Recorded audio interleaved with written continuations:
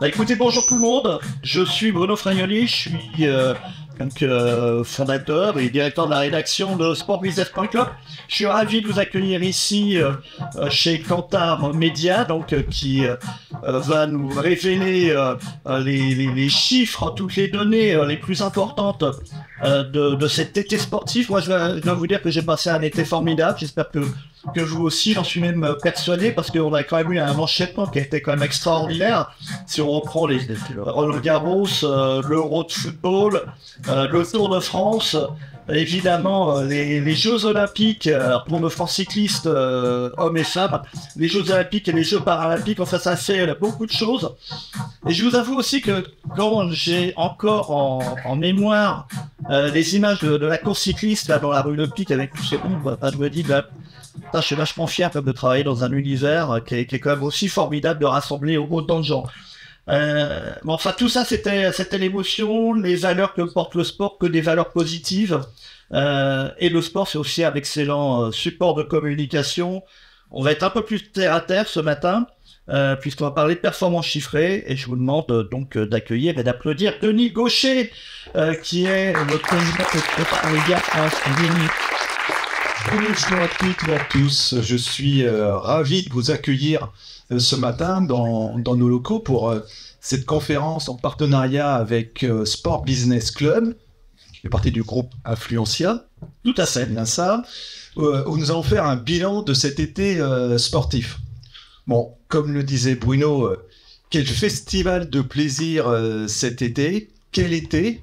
Déjà, c'est vrai qu'il y a eu un championnat d'Europe de football qui fut un vrai succès avec de belles audiences et beaucoup de visibilité. Un parcours de nos chers bleus très honorable, même si on aurait souhaité qu'ils aillent un peu plus loin.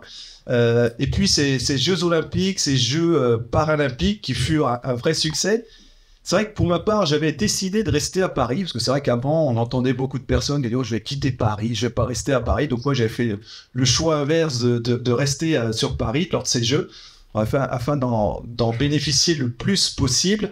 Et puis ce fut un vrai plaisir, incroyable pour l'amateur de sport que je suis. J'ai assisté à de nombreuses épreuves, j'ai découvert des sports qui étaient plutôt inconnus pour moi. Parfois j'avais un peu de mal à comprendre toutes les règles, mais j'ai trouvé qu'il y avait une telle atmosphère que c'était juste magique, et aussi bien pour les Jeux Olympiques que pour les Paralympiques. Donc une organisation fabuleuse, une atmosphère positive et bienveillante, des performances sportives incroyables pour la Team France et une ambiance qui était juste superbe. Ce fut une mise en avant et une fantastique visibilité pour les athlètes, mais également pour les sites, les agglomérations qui hébergeaient les épreuves et bien sûr tous les partenaires. Je voudrais justement en profiter, parce que j'ai cette petite tribune, pour remercier les équipes de Kantar Media qui étaient pendant cet été sur le pont. Nous avons augmenté, vous ne pouvez pas imaginer le nombre d'heures de programme que l'on a mesuré. On a augmenté la volumétrie des mesures sur les réseaux sociaux, étudié les dépenses publicitaires des partenaires, aussi bien sur les JO que sur les Paralympiques, décortiquer la pression publicitaire lors de la cérémonie d'ouverture. Donc merci à eux. Donc comme vous le savez, Kantar Media est une maison de data et de mesure, et nous n'avons pas résisté pendant cette période à interroger nos panélistes TGI sur la perception des Français pour les Jeux Olympiques et Paralympiques. Donc avant l'événement et après l'événement. Donc on voit qu'il y a une réussite juste incroyable. Donc quelques items que l'on avait demandé auprès de nos panélistes. Donc au sujet de la positivité du rayonnement de la France. Donc avant les Jeux Olympiques, les Français répondaient 56% plutôt positif. Après les Jeux Olympiques, ce chiffre était monté à 76%. Quand on regardait si c'était un grand événement populaire, avant c'était plutôt 51%. À la fin des Jeux Olympiques, c'était 74%. Autre point également au niveau de l'organisation, donc 51% avant les Jeux Olympiques, où nous nous demandant si ça allait être une belle organisation. Après les Jeux Olympiques, c'était un plébiscite à 82%. 60% d'opinion favorable. Donc, comme vous le voyez, il y a eu vraiment un basculement entre le début des Jeux Olympiques, avant les Jeux Olympiques, et en fait cette morosité ambiante, et puis le résultat final où ce fut un vrai succès. Mais qu'en est-il pour les sportifs et pour les marques qui les accompagnent? C'est ce sur quoi nous allons débattre et nous éclairer ce matin avec nos différents experts. Et je vais repasser la parole à Bruno qui va mener cette matinée de main de maître comme il sait le faire. Oh, on va tenter. Merci beaucoup de négocier. On va commencer tout de suite donc, avec des chiffres et avec Zaya Ferraoui, responsable marketing data de Kantar Media. C'est bon, j'ai tout dit.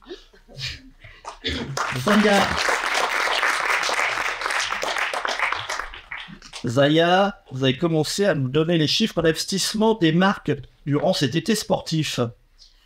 Oui, tout à fait. Pour ma part, donc, je vais vous présenter une analyse des investissements bruts des annonceurs qui ont communiqué pendant ces moments clés. Alors ici, évidemment, je vais revenir uniquement sur ce qu'on appelle le tunnel TV, c'est-à-dire les écrans publicitaires avant, pendant et après chaque retransmission en direct. Donc, faire ce bilan à la fois sur l'année 2024 et on a aussi fait une comparaison avec les éditions précédentes pour vérifier et puis regarder l'évolution du profil des annonceurs et l'évolution de cette activité bien particulière. Alors ici, on vous a représenté les grands indicateurs clés pour les 5 grands rendez-vous de l'été qu'on a sélectionnés. Vous avez les investissements bruts de ce tunnel TV pour chaque compétition, le nombre d'annonceurs qu'ils ont attirés, et on verra ensuite quels profils se sont dessinés parmi les plus gros investisseurs sur chaque événement. On a également indiqué le coût brut du spot le plus cher, son format ainsi que la marque qui s'est positionnée sur ce spot, et le tout comparé avec les éditions précédentes pour analyser les évolutions. Alors tout d'abord, le volume d'annonceurs, on voit qu'il se situe entre 105 et 186, donc ne dépasse pas les 200, ce qui est finalement assez comparable en volume. Ensuite, les investissements, qui, comme on le voit ici, ont beaucoup évolué à la hausse pour la plupart des événements. Il y a 2 exceptions, Roland-Garros et le Tour de France. Donc pour Roland-Garros, la baisse des investissements est à moins 2%, donc c'est une légère baisse de cette activité. Et le portefeuille annonceur également est à moins 6, donc moins d'annonceurs. Et finalement, la baisse étant plus forte, enfin la baisse des annonceurs étant plus forte que celle des investissements, eh bien ça implique un budget moyen en hausse, et c'est le cas ici avec une hausse de plus 5%. Donc on a une tendance probablement inflationniste qu'on retrouve ici sur le coût du spot le plus cher, et en fait c'est une augmentation de 6% d'une édition à une autre. Ensuite, le Tour de France, on fait le même constat que sur Roland-Garros. On a une baisse de moins 3% des investissements et un portefeuille où 35 annonceurs ont manqué à l'appel cette année. Ça correspond à une baisse de 20%. On a également une baisse de tarifs sur le spot le plus coûteux du Tour. On est à moins 16% quand on ramène à 30 secondes parce qu'évidemment, on a 2 formats différents. Donc il faut dire que cette année, les événements se sont succédés, voire chevauchés, et je pense que les marques ont dû faire des choix et n'ont pas forcément toutes communiqué sur le Tour, et donc ça n'a pas profité au Tour de France. En ce qui concerne l'Euro maintenant, l'édition 2024 s'est déroulée dans un contexte bien plus favorable que celui de 2021. Je vous rappelle, le championnat avait été décalé post-Covid, organisé dans 11 pays différents, et à ce moment-là, les horaires de diffusion ont parfois été moins adaptés et ont impacté les diffuseurs. Je vous rappelle que certaines compétitions, voire des finales, étaient diffusées en France très tôt le matin, voire la nuit. Donc en 2024, l'événement a eu lieu en Allemagne avec des conditions de diffusion plus optimales. Et même si vous voyez ici, le nombre d'annonceurs n'a pas beaucoup varié. Les écrans, évidemment, ne sont pas extensibles. On ne peut pas contenir plus de 10 annonceurs dans un écran de 3 minutes. Vous voyez, les tarifs écrans, quant à eux, ont nettement augmenté. On le voit ici à travers le spot le plus coûteux de la compétition. On passe de 590 000 € pour un 60 secondes à 598 € pour un 45 secondes. Donc ramené à un 30 secondes, ça représente une hausse de 35% entre les 2 éditions. Le constat est encore plus significatif et plus flagrant pour les Jeux Olympiques. Évidemment, ils ont bénéficié d'un avantage incontestable, comme vous l'a dit Denis, et comme vous le savez, ils se sont déroulés en France. Donc, pas de décalage horaire pour les téléspectateurs, alors qu'on était sur un décalage de 7 heures avec Tokyo. Et par conséquent, cette année, l'impact financier était évident en amont et on le voit bien ici à quel point. Les investissements publicitaires ont été 7,7 fois plus importants que l'édition précédente sur l'ensemble de la compétition, alors qu'on dénombre moins d'annonceurs. Donc, ce qui signifie là aussi que le budget moyen par annonceur est plus important. Et dans ce cas-là, c'est un budget quasiment 12 fois plus important que l'édition précédente. Et enfin, sur les Paralympiques, on sait qu'ils ont suscité un intérêt particulier de la part des annonceurs cette année. Ils ont attiré beaucoup de sponsors, des marques qui avaient déjà communiqué lors des JO, ce qui n'était pas forcément le cas auparavant, et on va le voir. Donc on va revenir maintenant sur ces compétitions avec un angle annonceur. Les top 10. Et des top 10, exactement. Donc le top 10, en commençant par Roland-Garros, on voit ici qu'on a 2 partenaires premium, donc Renault et Rolex, qui sont en tête du classement sur les 2 éditions, avec des niveaux budgétaires assez élevés. En revanche, en 2023, BNP Paribas était présent, donc en sa qualité de parrain, donc le sponsor officiel qui bénéficie de la plus forte visibilité sur l'événement. Bien finalement, il n'a communiqué qu'en 2023 sur ses écrans, sans doute parce qu'il fêtait à l'époque les 50 ans de ce partenariat. Donc c'était une communication plutôt ponctuelle. On a quand même 2 partenaires officiels aux 2 premières places. C'est ça, les deux géants, les 2 sponsors ou partenaires premium. En 2023, donc on avait 143 annonceurs présents. 47 y communiquaient pour la première fois et n'ont pas renouvelé l'opération cet été. Et en 2024, donc cette année, on a 2 annonceurs sur 5 qui n'ont pas été présents sur les éditions précédentes. Et donc c'est une première pour eux. Ça représente 40% du portefeuille. Et on verra si effectivement ce phénomène va s'amplifier à l'avenir ou pas. Et donc on a de nouvelles entrées d'annonceurs. Et ces nouvelles marques, finalement, elles consacrent des budgets de plus en plus important et gagne davantage de terrain et elle se retrouve dans le haut du panier. On a ici Get Your Guide, qui est une plateforme comparative et de réservation de loisirs, eToro, plateforme de trading, ou encore Take-Two, qui est un éditeur de jeux vidéo qui, finalement, comme vous le voyez ici, ont intégré le top 10. Et on note aussi, pour finir sur Roland-Garros, la remontada de 2 marques qui ont fait elles aussi leur entrée dans le top 10. C'est Samsonite qui gagne 25 rangs et Citroën qui grimpe de 50 places pour occuper le 8e rang. Ce qui fait qu'on a 3 constructeurs auto dans le top 10. Ouais, c'est un grand retour de l'automobile et on le verra également sur les autres compétitions. Sur l'Euro de football, la première chose qu'on remarque en comparant les 2 événements, c'est que les leaders ne sont pas forcément les partenaires du championnat, comme c'est le cas par exemple pour Roland-Garros. Alors, à l'exception d'AliExpress, qui était donc partenaire officiel, aucun partenaire ou sponsor ne figure dans le top 10. Maintenant, si on compare les 2 éditions de l'Euro, on peut observer plusieurs choses. On avait en 2021 une présence très marquée des acteurs des jeux et paris sportifs, avec 4 annonceurs dans le top, on le voit ici, et on ne retrouve pas du tout cette tendance en 2024, en tout cas dans le top, puisque seul Winamax est classé parmi les 10 premiers. La marque a maintenu un budget, elle a même augmenté de 17%, ce qui lui a fait gagner un rang par rapport à l'édition précédente.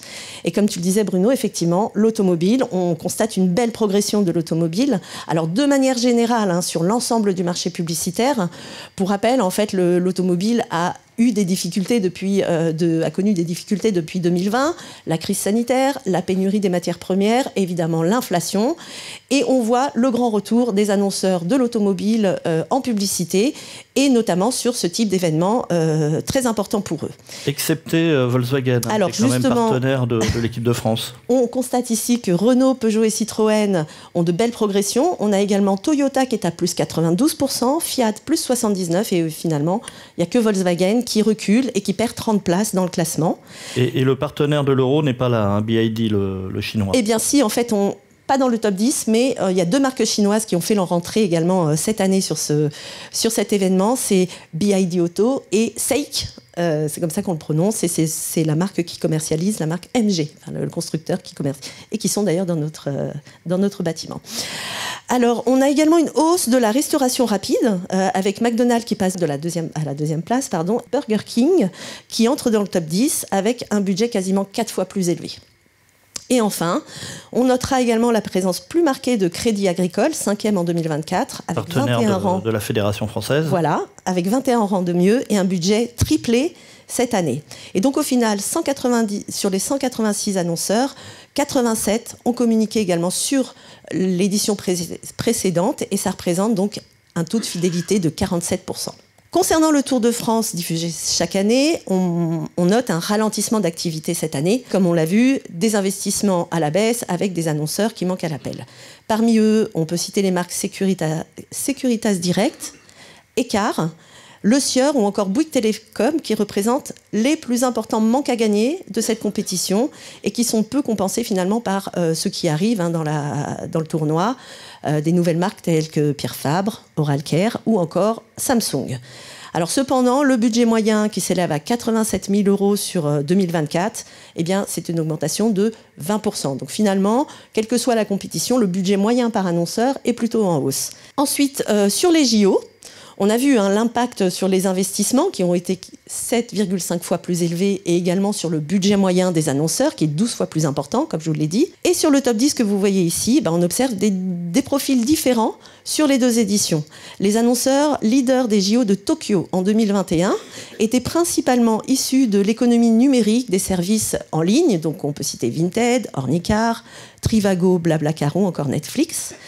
C'était de l'opportunisme peut-être à l'époque. Certainement. Et 2024, eh bien, le top inclut davantage des marques bien établies dans le secteur de la consommation ou encore de l'automobile, avec Procter, L'Oréal, Danone, Renault ou encore Toyota.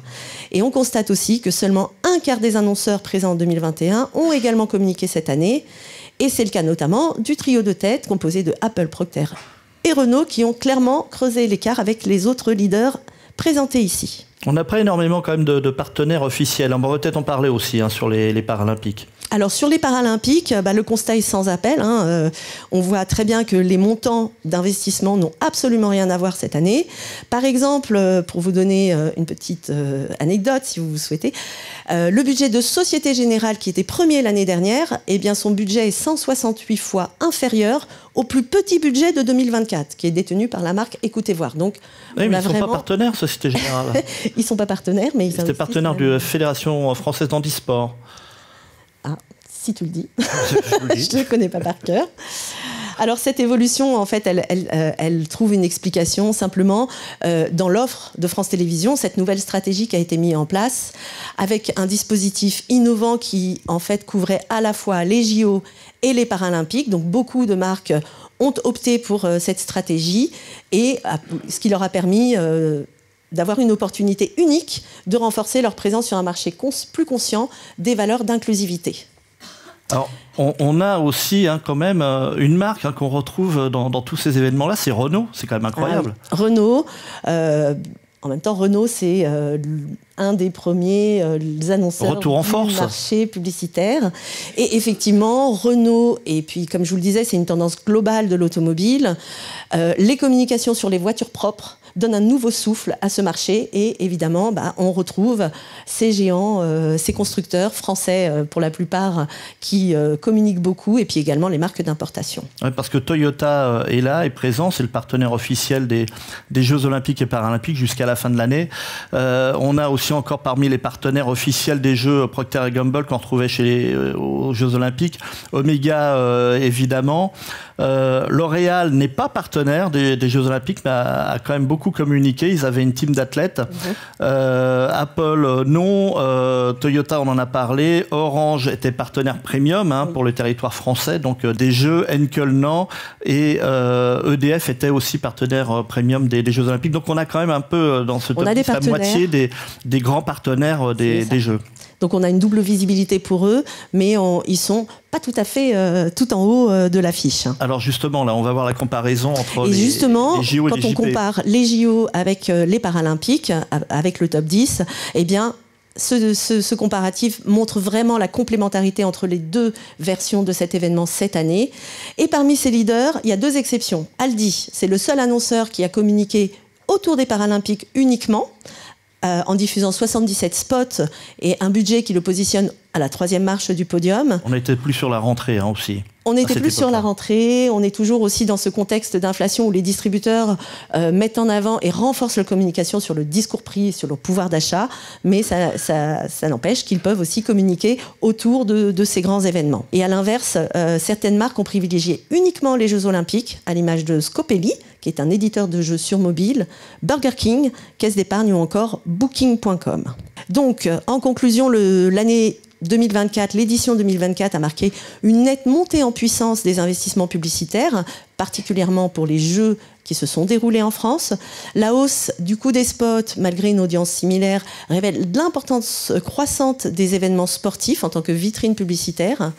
Les marques ont particulièrement saisi l'opportunité de s'associer à des événements inclusifs comme les Paralympiques et qui confirment cette tendance à valoriser les valeurs sociétales telles que l'inclusivité. Et donc, l'avenir va se jouer probablement sur la capacité des marques à s'adapter à des nouvelles formes de consommation médiatique, évidemment, tout en réaffirmant leur présence sur des événements majeurs pour capter l'audience toujours plus fragmentée et exigeante, mais une audience très très large sur ce type d'événement. On verra ça en 2026, en février 2026 avec les Jeux d'hiver à Milan-Cortina.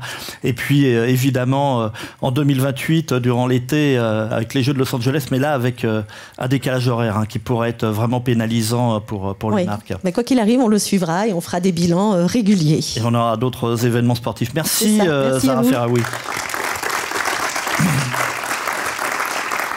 Alors Paris 2024, ce n'était pas simplement Paris.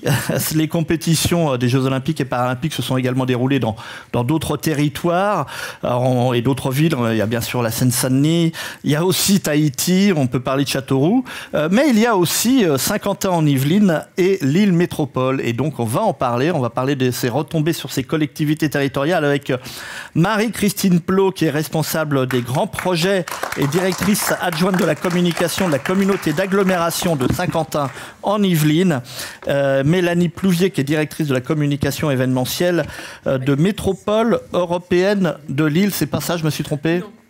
Chef de service adjointe. Chef de service adjointe, pardonnez-moi, donc de la communauté, de la communication et de l'événementiel, donc de la métropole européenne de Lille. On peut parler aussi de Lille Métropole. C'est la marque, elle est peut-être plus connue là-dessus. Et je suis aussi avec Laurent Martinez, qui est le directeur des études de Kantar Sport. Déjà, on va parler des compétitions. On va parler des compétitions de Saint-Quentin en Yvelines. Saint-Quentin en Yvelines a recueilli beaucoup de compétitions sur les Jeux Olympiques, mais également sur les Jeux Paralympiques. Voilà, est-ce que vous m'entendez? Du coup, je suis absolument ravie. Merci de cette invitation pour partager un petit peu notre expérience et prolonger la magie des Jeux. Malgré tout, je confirme qu'on a accueilli sur Saint-Quentin en Yvelines plusieurs épreuves. On avait la chance d'avoir plusieurs sites de compétition. On a eu la colline d'Elancourt où se sont déroulées les épreuves de VTT, mais aussi le Vélodrome national de Saint-Quentin en Yvelines avec les épreuves de cyclisme sur piste et les épreuves de paracyclisme. Qui était à côté. Qui était alors le paracyclisme en fait, c'était vraiment donc oui, dans le même site. On a eu les épreuves de BMX avec le triplé tricolore dont on frissonne encore et les épreuves de golf sur le golf national. Donc on a eu cette chance d'accueillir sur 4 sites de compétition 5 épreuves en comptant les épreuves paralympiques. Et trois municipalités, villes différentes, c'est ça, puisqu'on a Elancourt, on a Montigny-Bretonneux pour le vélodrome et également Guyancourt pour le golf. Alors, la singularité, en effet, de ce territoire, c'est que Saint-Quentin-en-Yvelines, c'est une communauté d'agglomération qui regroupe 12 villes. Nous, Saint-Quentin-en-Yvelines, on avait le statut de collectivité haute. Et les villes que sont Montigny, puisque c'est là où géographiquement se situe le Vélodrome national et le BMX, la ville d'Elancourt pour la colline, mais aussi un peu la ville de Trappes, et la ville de Guyancourt et de Manille-les-Hameaux pour le golf national, avaient le statut de ville haute. Donc, une petite singularité, en effet, de ce territoire avec la configuration d'un territoire, d'une agglomération. Bon, et puis il manquait quelques photos de BMX. Voilà, je confirme. Mais Bruno nous les fournira très bientôt. On les aura après. Alors, Lille, Mélanie Plouvier, pour Lille, c'était un petit peu plus simple parce que là, il n'y avait qu'un seul site de compétition. Oui, tout à fait. Donc nous, on n'avait qu'un stade, le stade Pierre-Mauroy, où on accueillait les épreuves de basket et les épreuves de hand. Donc on a eu 36 matchs pour les phases de poule de basket et ensuite... Qui était la première semaine. Oui, tout à fait. Et la deuxième semaine, donc avec les phases finales de hand. Alors on a parlé de quoi d'ailleurs, du stade Pierre-Mauroy ou du stade de Lille ? Alors, ça a été un vrai travail pédagogique, c'est vrai, pour notre service et le service presse, puisque, en effet, c'est le stade Pierre-Mauroy qui se situe sur la ville de Villeneuve-d'Ascq, et ce n'est pas le stade de Lille, mais on pourra voir après, en effet, que... Tout à fait, on va voir ça. À Saint-Quentin-en-Yvelines, combien de spectateurs vous avez accueillis ? Alors sur toute la durée des épreuves, on a accueilli 400 000 spectateurs sur la partie compétition et petite singularité puisqu'on avait organisé une fan zone durant laquelle on a accueilli 50 000 spectateurs uniquement sur les épreuves, sur les épreuves olympiques. Qui était 400 000 spectateurs et 50 000 spectateurs visiteurs sur la fan zone. Et la fan zone était située où? La fan zone, elle était située à proximité immédiate du Vélodrome et du stade de BMX sur l'île de loisirs. Et pour Lille, vous avez le nombre de spectateurs sur les 2 semaines? Alors dans le stade, les chiffres c'est 1 300 000 spectateurs.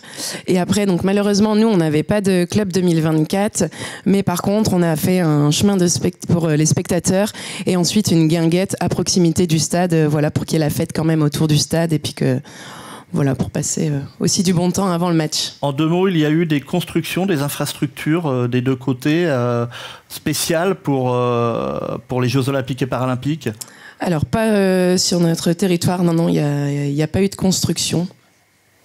Et pour Saint-Quentin, nous on avait déjà le golf national, on avait déjà le Vélodrome. Qui a été un petit peu refait. Hein. Qui a été évidemment refait pour être dans une version complètement optimum pour les épreuves olympiques. On avait déjà le Vélodrome dont je rappelle qu'il était l'équipement qui était pour la candidature de Paris 2012. Voilà, donc, et qui a été créé. Et qui a été créé, voilà, qui a été pensé, conçu pour la candidature de Paris 2012 et qui finalement est sorti de terre et accueille depuis de nombreuses compétitions. La petite particularité, c'est que nous on a la colline d'Elancourt qui a fait donc le site existait, c'est un site naturel qui a fait l'objet d'aménagement par la Solidéo et qui va être de nouveau livré au public. On aura peut-être l'occasion d'en parler, rendu au Saint-Quentinois l'année prochaine. Laurent Martinez, quelles ont été les retombées pour Saint-Quentin en Yvelines, les retombées médias? Alors on a mesuré les retombées médias depuis le 1er avril 2022 pour Saint-Quentin en Yvelines. Saint-Quentin en Yvelines à chaque fois associé aux Jeux Olympiques ou Paralympiques. Là, je vous donne les résultats pour la période olympique et paralympique, donc du 1er juillet au 2 septembre. 2 septembre parce que le cyclisme s'arrêtait la veille pour les paralympiques, donc on ne va pas au-delà. Donc on a 9639 retombées, mais tous médias confondus. Enfin, quand je dis tous médias, c'est les médias classiques, audiovisuel, TV et radio, dans les tranches éditoriales, plus toute la presse et le web en France. Au total, quand on met bout à bout l'ensemble de ces retombées, on obtient 2,6 milliards de contacts. Donc chaque Français a été touché en moyenne 45 fois par un message avec Saint-Quentin en Yvelines en lien avec les Jeux. On valorise toutes ces retombées à hauteur de 5,1 millions d'euros. Encore une fois, tous les programmes, tous les sujets en audio, mis bout à bout, on est à 5h27 de durée. Donc imaginez un JT qui dure 5h27 avec du Saint-Quentin en Yvelines en lien avec les Jeux Olympiques. Et pour rappel, il y a eu 13 médailles sur les différents sites de Saint-Quentin.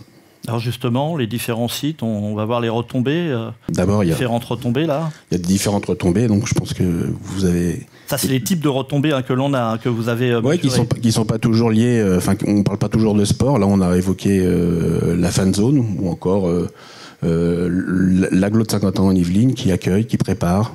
Donc, ça, c'est le type de retombées que vous attendiez, avoir une résonance plutôt loisir sur les Jeux Olympiques et Paralympiques plus que compétition? Alors peut-être 2 mots sur en effet le fait que nous on a assez rapidement voulu prendre la parole et ma collègue Sandrine qui s'occupe des relations presse et relations publiques est dans la salle. On a très tôt voulu prendre la parole sur ces Jeux Olympiques, sur cette préparation, c'est-à-dire comment Saint-Quentin en Yvelines se prépare à accueillir les Jeux. On avait à cœur aussi de valoriser le territoire, les équipements, le Vélodrome national qui a accueilli à plusieurs reprises les mondiaux de cyclisme sur piste, des championnats, etc.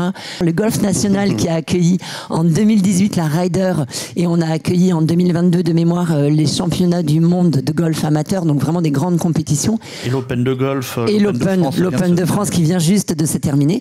Donc c'est vrai que nous, dans cette préparation, on a occupé l'espace médiatique, on a pris la parole et dans le volet, vous le soulignez Bruno, sur ce volet aussi loisir, puisque on voulait avoir cette dimension où ce sont des jeux pour tous, avec cette dimension sport, mais pas que le sport d'élite, et que les Jeux Olympiques puissent parler et concerner tout le monde. Et est-ce que, notamment pour la colline d'Elancourt, l'objectif c'était pas de parler plutôt aux Franciliens pour leur dire, regardez, il y a un nouveau centre de loisirs consacré au vélo, venez voir. Alors c'est vrai que cette colline, elle peut être un peu intrigante, un peu mystérieuse. C'est le point culminant d'Île-de-France. C'est le point culminant d'Île-de-France, absolument. Petite singularité, on n'y pratique pas le ski, mais en tout cas, voilà, c'est une particularité. C'est un espace naturel du coup qui a été, enfin, plus ou moins naturel, qui a été aménagé par la Solidéo, justement dans le cadre des Jeux, et qui était avant les Jeux un espace de pratique pour les vététistes, mais aussi un espace de promenade. Il y a eu quelques trails de mémoire aussi. Là, l'ambition de ce site, c'est que au premier semestre 2025, fin du premier semestre 2025, le site sera rendu au public. Donc une notion de sport loisir pour tous, qui est vraiment une dimension qui est extrêmement importante. Donc de fortes attentes en effet sur ce site au niveau francilien et au niveau local. Et au niveau international aussi, Laurent.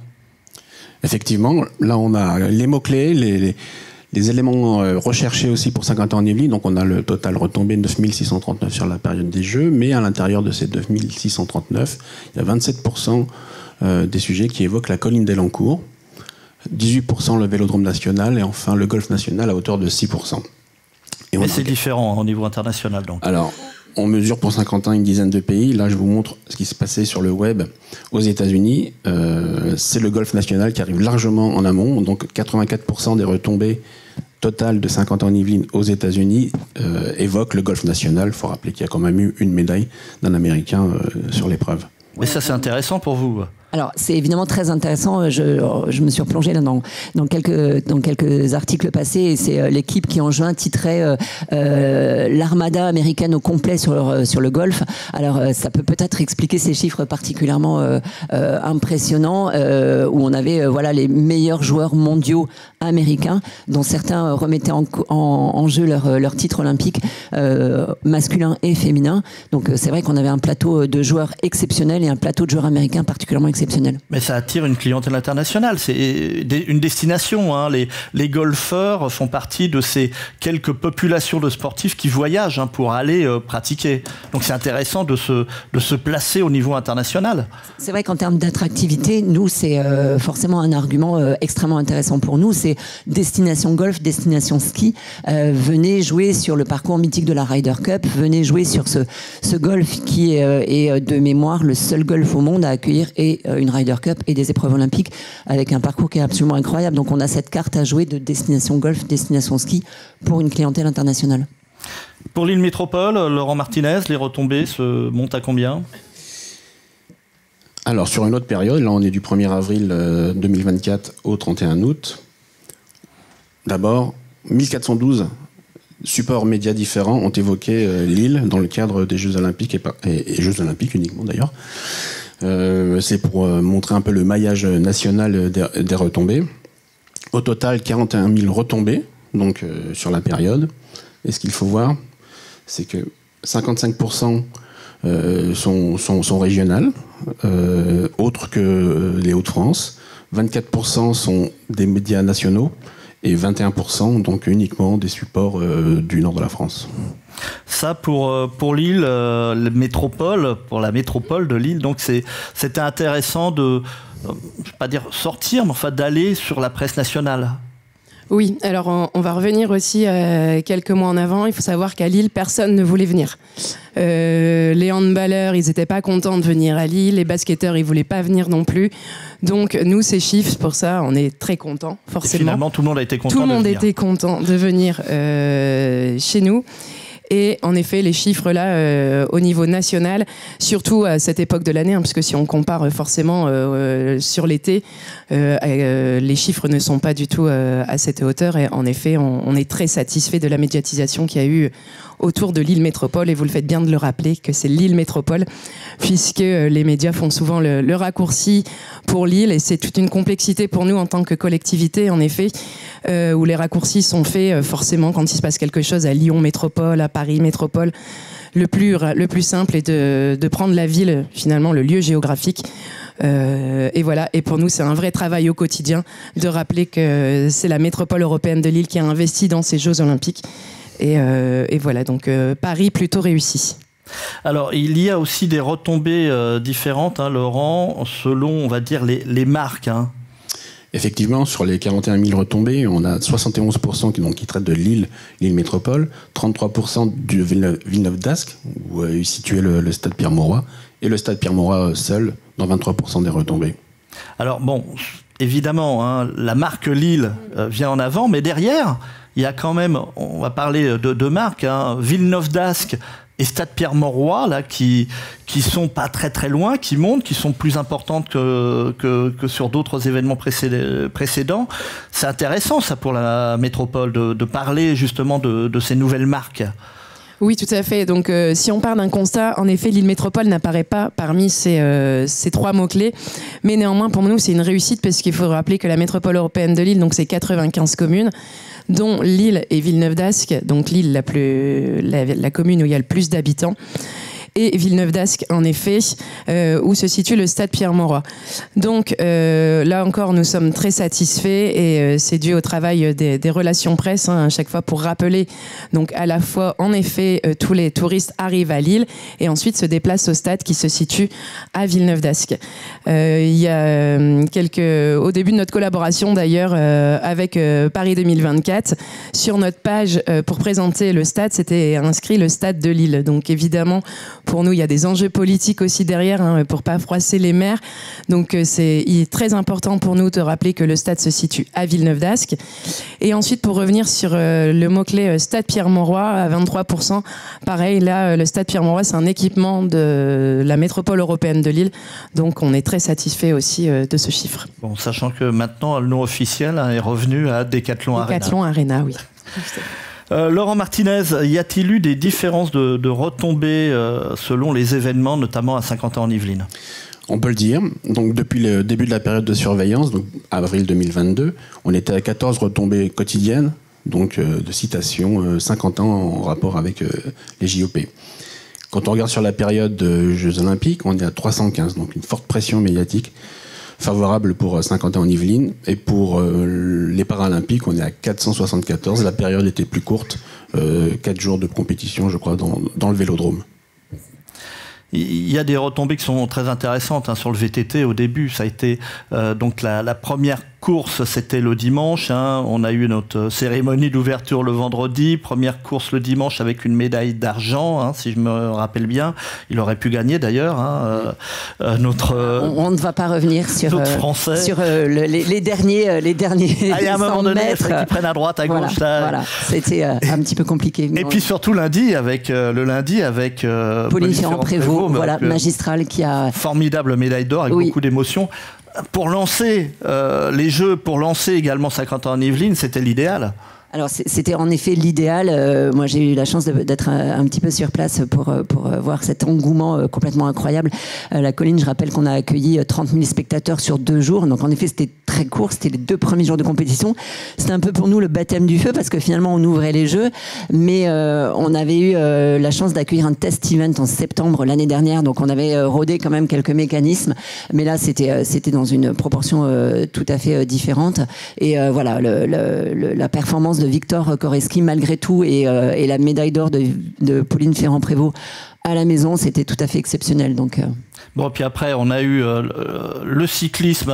Avant, évidemment, le BMX avec ce fameux triplé historique. Je crois que ça faisait 100 ans, hein, c'est ça, qu'on n'avait pas eu de podium complet pour l'équipe de France. C'est ça, oui. Et quand on voit ces 3 drapeaux tricolores qui se hissent, enfin bon, c'était complètement magique. Formidable fête. Et puis la piste également qui a ramené un certain nombre de médailles. En revanche, le golf, c'est un petit peu en dessous. Alors, le golf un petit peu en dessous, en effet, on peut s'interroger sur ces chiffres. Il y avait beaucoup d'attentes avec un plateau français qui était quand même aussi très intéressant, une Céline Boutier qui était particulièrement attendue. Mais voilà, il y a eu peut-être un intérêt moindre pour le golf. En revanche aussi sur le cyclisme, le paracyclisme sur piste, là c'est une très belle surprise. C'est quasiment au même niveau que pratiquement le VTT. Oui, alors là aussi il y avait beaucoup d'attentes, hein. Alexandre Léoté, Marie Patouillet, dont je crois que c'était quasiment les dernières compétitions internationales. Et c'est vrai qu'il y avait des vraies attentes et même Alexandre Léoté lui-même, quand il a pris la parole, il était presque surpris et pour pas dire un peu bouleversé. Il a battu le record du monde le matin, une médaille étaient même presque perturbés par cet engouement. Nous, on n'a pas été perturbés, bien au contraire, mais en tout cas absolument ravis de voir qu'il y avait toujours un intérêt pour le cyclisme et le paracyclisme sur piste.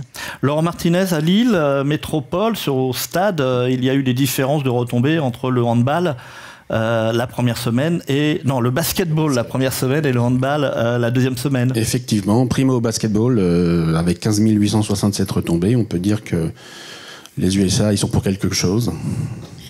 Oui, en effet. Alors même si l'écart est assez faible, en effet, on peut noter que la première semaine, donc il y avait les phases de poule de basket, il y avait aussi plus de rencontres, ce qui fait qu'on a plus parlé de nous forcément. Et en effet, l'équipe américaine qui était présente, donc avec Snoop Dogg, qui est aussi venu à Lille et qui a fait le buzz. Ça c'est bien au niveau international, en retombée internationale, même si on n'a pas les chiffres. Oui, tout à fait, mais on a pu voir dans les articles, là aussi, les Américains, au départ, ne voulaient pas venir en effet dans cette banlieue parisienne, ce qu'ils avaient indiqué. Et finalement, quand ils sont arrivés dans le stade, ils étaient tous émerveillés. Et il y a eu beaucoup d'articles en ce sens pour dire que exactement comme quoi il faut voir pour se prononcer. Et on a eu un beau parcours aussi des Français, ce qui fait aussi que les chiffres sont plus importants aussi. Sur le hand, on a eu donc moins de rencontres, un beau parcours des handballeuses françaises, et par contre, petite déception en effet pour les handballeurs masculins, ce qui peut marquer aussi le manque peut-être d'intérêt sur la deuxième semaine. Où, ça peut avoir des conséquences évidemment aussi sur les retombées. Juste pour terminer, c'est pas terminé chez vous, les événements sportifs, évidemment. Je reviendrai à Lille, mais déjà, Saint-Quentin-en-Yvelines, on attend quoi dans les prochains mois comme type de compétition? Alors, je crois que déjà, il y a de la piste, il y a de la Ligue des Champions. Il y a l'UC Track Champions League, là, c'est en novembre. Et puis, la livraison de la colline d'Elancourt. Il pourrait y avoir des compétitions internationales? Oui, il pourrait bien sûr y avoir des compétitions internationales. Et ce que je précisais aussi en aparté, c'est que nous, on a mené une enquête qui est en cours auprès de nos associations sportives pour voir dans quelle mesure les Jeux avaient dopé la pratique sportive. Et voilà, on a aussi à cœur de suivre les Jeux dans un héritage matériel et immatériel. Matériel parce qu'évidemment il y a la colline et puis il y a ces sites de compétition qui seront les théâtres de compétition nationale et internationale, et immatériel sur la pratique et la façon dont on va pouvoir continuer à pratiquer le sport et le loisir à Saint-Quentin-en-Yvelines. Et sur l'île Métropole, il y a un grand événement en 2025. Oui, voilà, 100 ans après, on accueille de nouveau le grand départ du Tour de France. Donc très fier pour nous. On a 3 étapes et on organise ça donc avec la région et le département. Donc ça va être une super fête et on vous attend tous pour le départ. Si on reste avec le vélo, alors c'est pas dans la métropole, mais il y a le championnat du monde de cyclocross à Liévin qui est dans la région. C'est le Pas-de-Calais. Merci beaucoup Mélanie Plouvier donc de Métropole, de la métropole européenne de Lille, et Marie-Christine Plot donc de la communauté d'agglomération de Saint-Quentin-en-Yvelines. Merci beaucoup mesdames. Allez, on revient avec les analyses de Kantar Média, de Kantar Sport sur cet été sportif. Laurent Martinez veut rester avec moi. Nous accueillons aussi Léopold Sartou, qui est Inside Manager de Kantar Média. Nous allons nous concentrer donc sur les Jeux Olympiques et Paralympiques de Paris 2024. Laurent, on va débuter avec vous avec donc les chiffres de retombées des disciplines et des athlètes tricolores. Effectivement, on va parler de programme, de volume de diffusion en télévision et de médiatisation des médaillés tricolores, pour ma partie. Et on verra avec Léopold pour l'autre partie. Alors tout d'abord, j'ai gardé, en termes de diffusion, que les lives. Donc j'ai enlevé tout ce qui était nuit, sauf pour le surf, dont le live était la nuit, vu le décalage horaire. Je sais que vous avez veillé très tard pour voir les médailles françaises. Tout à fait. Donc là, il y a l'ensemble des sports. Au total, ça fait 398 heures. Il faut savoir que, selon Médiamétrie, 60% des Français ont vu des images des Jeux Olympiques. Et en moyenne, chaque téléspectateur en a suivi 23 heures. Donc là, on est sur nos 398. Le constat est simple. On voit effectivement, en termes de volume, que ce sont les sports d'abord collectifs. Au regard des durées des matchs, ça semble normal. Mais par exemple, on voit que le football, il y en a pratiquement 30 heures. Je ne suis pas sûr qu'on ait vu 15 matchs de l'équipe de France, donc on a quand même diffusé beaucoup de football. Oui, parce que finalement, une finale de 100 mètres, ça va quand même plus vite qu'un match de football. Ça va plus vite. Donc, les sports collectifs, évidemment, majeurs en premier. On a le sport traditionnel de l'olympisme avec de l'athlétisme, avec 36 heures. La gymnastique, qui est normalement un sport aussi, enfin qui est sûrement un sport traditionnel des JO, on l'a moins vu en raison des mauvaises performances masculines et féminines. Ce qu'il faut regarder aussi, c'est à la fin du classement. Donc on voit que par exemple tir, lutte, aviron, haltérophilie, on est autour de l'heure de diffusion en live, ce qui n'est pas grand-chose. Une remarque, quand on regarde les sports urbains, c'est-à-dire le basket 3-3, on va en parler tout à l'heure. Le breaking, le skate, il m'en manque un. On est à BMX, pardon. BMX, oui. On est à 2,7% du volume total de la programmation, ce qui est peu sur les chaînes à grande audience, ce qui peut être un souci aussi pour le CIO qui cherche à renouveler son audience, à trouver de nouvelles cibles. Alors on peut me dire qu'effectivement tout a été tous les contenus BMX, skateboard ont été sur les chaînes en streaming de France Télé, mais c'est quand même pas la même chose que d'être sur du France Télé directement. Et j'ai voulu voir s'il y avait une cohérence avec l'attractivité des sports en général en France. Donc à droite, c'est les études barométriques que nous menons, et on voit que 54% des Français de 16 ans et plus déclarent avoir de l'intérêt pour le football, le rugby, et ainsi de suite pour le rugby. Donc en fait, on retrouve pratiquement les mêmes sports en termes d'attractivité et les mêmes sports en termes de couverture lors des JO. Les programmateurs se sont pas trop trompés. C'est un peu le dilemme de France Télé qui doit à la fois capter l'audience, donc autant aller sur des sports populaires, et aussi, de par son rôle de service public, mettre en avant les sports émergents, mais elle le fait principalement quand il y a un potentiel de médaille. C'est pour ça qu'on voit que plein de sports sont en dessous des 3 heures de programme. Pour mesurer l'attractivité aussi des sports, j'ai fait un petit calcul, les ratios. Donc les ratios diffusion-médaille, où par exemple il a fallu attendre... C'est osé, hein. Il a fallu attendre une journée et demie pour avoir une médaille en athlétisme, donc 36 heures, c'est-à-dire sur les 198, je rappelle qu'on a eu une seule médaille. Et par contre, il a fallu attendre 41 minutes pour avoir en moyenne une médaille dans le BMX. C'est vrai que le triplé aide beaucoup. La même chose pour les Paralympiques. Donc les Jeux Paralympiques, là, les sports co sont en deçà de certaines disciplines. On voit principalement l'athlétisme, où il y a eu beaucoup de médailles, le tennis de table, natation et cyclisme sur route. En fait, France Télé s'est focalisé sur le potentiel de médailles, mais ils ne sont pas trompés sur ce sujet-là. Et en bas du classement, on voit donc des sports qui sont en dessous de l'heure, comme le canoë, l'équitation. La boccia est à 1h20. Et quand on fait le même... Pardon ? Et pourtant, pour la boccia, il y a une belle surprise. Une belle surprise qu'on verra après, en termes de médiatisation. Et on a donc j'ai refait ce type de ratio. On voit que le cécifoot, belle médaille, mais beaucoup de matchs diffusés.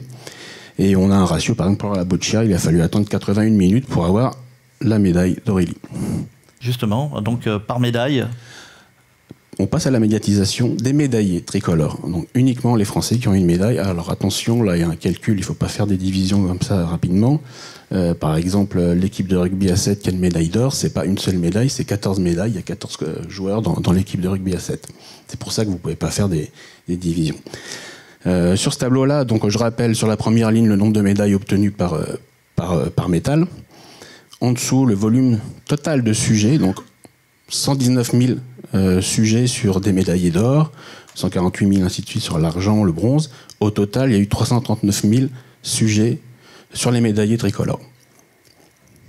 Et en moyenne, sur la ligne du bas, c'est la moyenne par médaillé. Donc en moyenne, un médaillé lors des JO à 2093 retombées. C'est important pour tous les médaillés qui appartiennent à des teams, par exemple, de savoir quel est le potentiel de chacun. Sur les Jeux Paralympiques, on est un petit peu en deçà. Hein. On est largement en deçà, effectivement. On passe de 339 000 retombées à 99 000. Donc on est à un volume 3 fois inférieur. Et alors, par athlète et par médaillé, ça donne quoi ? Alors, Léon Marchand, avec 26 581 retombées, oui, effectivement, qui est devant Teddy Riner, qui a pourtant allumé la vasque. Et Antoine Dupont, qui a été largement cité, même si sa compétition a peu duré, mais quand on lit les différents sujets, il n'y a que lui qui a joué dans l'équipe, en fait, c'était lui, le rugby à 7. Les autres, on n'a pas entendu parler. On a effectivement un peu de ping-pong, de tennis de table, pardon, et de la natation. On a Wenbayama, qui est dans le top 6. Et j'ai mis en bas, j'ai rappelé quand même la moyenne. On est en moyenne un médaillé tricolore à 2093 retombées. Léon Marchand en a 13 fois plus. On a quand même dedans, notamment parlé de surf, qu'Olivast, dans le top 15, c'est quand même une belle performance pour un surfeur. Très belle. Il a fait en plus l'aller-retour rapidement après sa médaille pour faire les plateaux et faire du surf sur la scène. Et faire du surf sur la scène avec un joli sponsor. Même calcul donc pour les médaillés paralympiques. Et on voit tout de suite que le niveau change. J'ai gardé l'échelle pour vous montrer la différence. La même échelle donc. Alexandre Léoté avec 4 médailles quand même, dont 2 d'or, a 5 fois moins de retombées que Léon Marchand. Donc si on prend les premiers. Donc on voit surtout que les écarts sont moins importants entre Alexandre Léoté et le 15e médaillé tricolore paralympique, Hector Deneyer, alors que les différences sont bien plus probantes au niveau des Jeux Olympiques. Donc on parlait de Aurélie Aubert qui a 3100 retombées médias. C'est bien pour un sport qui était totalement invisible quand même avant les Jeux paralympiques. Il faudrait que ça dure. On peut voir aussi des retombées sur les athlètes internationaux, évidemment. Alors j'ai calculé, donc pour Simon Biles, 6700, pratiquement 6800 retombées. Djokovic qui a gagné donc pour le tennis à Roland-Garros. Oui. LeBron James est à 4600, donc c'était quand même la star des US avec Curry et Durant. Et Kevin Durant. Duplantis qui a battu un record du monde est à 3300. Enfin bref, il y a un autre traitement pour les athlètes étrangers. C'est que des médailles d'or là. C'est des médailles. C'est quand même du top, du top mondial. Et si on compare avec d'autres, on va dire assets des Jeux. Alors par exemple, les free, on en a parlé dans 3590 sujets, articles différents, tous médias confondus, encore une fois, médias classiques. Aya Nakamura, 6100. Céline Dion, donc on est à 7000 retombées. Thomas Joly, à lui seul, 13 000 retombées. Tony Estanguet, lui, est à 13 500. Il y a eu le Tour de France, effectivement. Et l'ami Pogacar a écrasé le Tour, à lui seul, sur les 3 semaines, 35 000 retombées. Donc il dépasse largement Léon Marchand. Mais c'est pas le premier. C'est pas le premier ? C'est pas le premier, il y a eu l'Euro avant. Et l'Euro, voilà, c'est Kylian. Avec 40 000 retombées sur les 4 semaines de compétition. Bon, il y en aura d'autres aujourd'hui, je pense aussi des retombées effectivement. Sur lui. Il y a des retombées sur les marques aussi, Laurent. Oui, il y a une petite révolution avec les podiums. On a vu les marques. Évidemment, le coq sportif qui habillait tous les athlètes, mais ça, c'est à chaque fois la même chose. On a vu Samsung avec l'instant selfie. Le selfie donc des médaillés du podium. Mais on a vu aussi Louis Vuitton. Alors, il y a eu plus de 100 podiums qui ont été diffusés. Donc une visibilité, alors, on a regardé là, donc Louis Vuitton, j'ai juste pris la mallette. La mallette, vous rappelez, il y a le logo LV. Quand on met bout à bout l'ensemble de ces podiums, il y a 33 minutes de visibilité que l'on valorise à hauteur de 3 millions d'euros. Mais bon, c'est pas... C'est une vraie nouveauté, ça, sur les Jeux Olympiques. Et le CIO va travailler avec les marques pour avoir un peu plus encore de ce type d'opération. On a vu aussi le selfie Samsung. Je vous ai coupé, Laurent. C'est pas de souci. Dernier chiffre, Denis évoquait l'étude, le recontact fait avec TGI.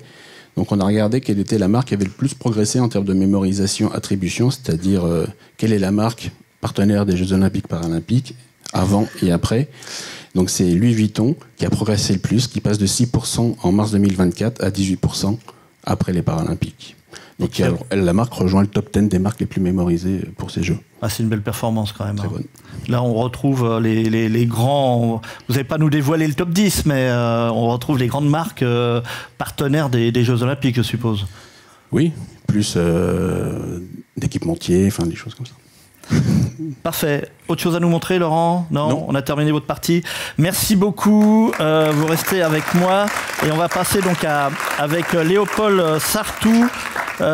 Est-ce que justement les jeux, et là on va parler de création publicitaire, est-ce que les jeux ont inspiré les marques ? En tout cas, on voit les bonnes performances de Louis Vuitton et LVMH, et je pense que pour n'importe qui aura suivi de manière relativement assidue les Jeux Olympiques et Paralympiques cet été aura retenu, je pense, ces 4 moments d'activation de marque avec la vasque olympique d'EDF qui a suscité nombre de photos, je pense, depuis le jardin des Tuileries, la tenue des volontaires de Décathlon.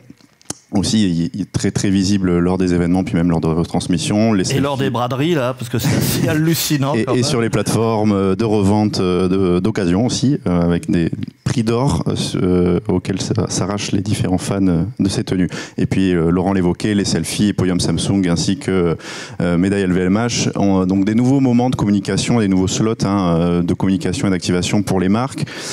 On a regardé, nous, en tout cas dans nos outils, combien ça représentait de créations publicitaires, de nouvelles créations publicitaires, les Jeux Olympiques et Paralympiques 2024. Donc c'est vraiment l'ensemble des nouvelles créations publicitaires en TV, presse, radio, affichage DOH et puis en display sur la période janvier 2023 et puis on s'arrêtait au 30 septembre à peu près.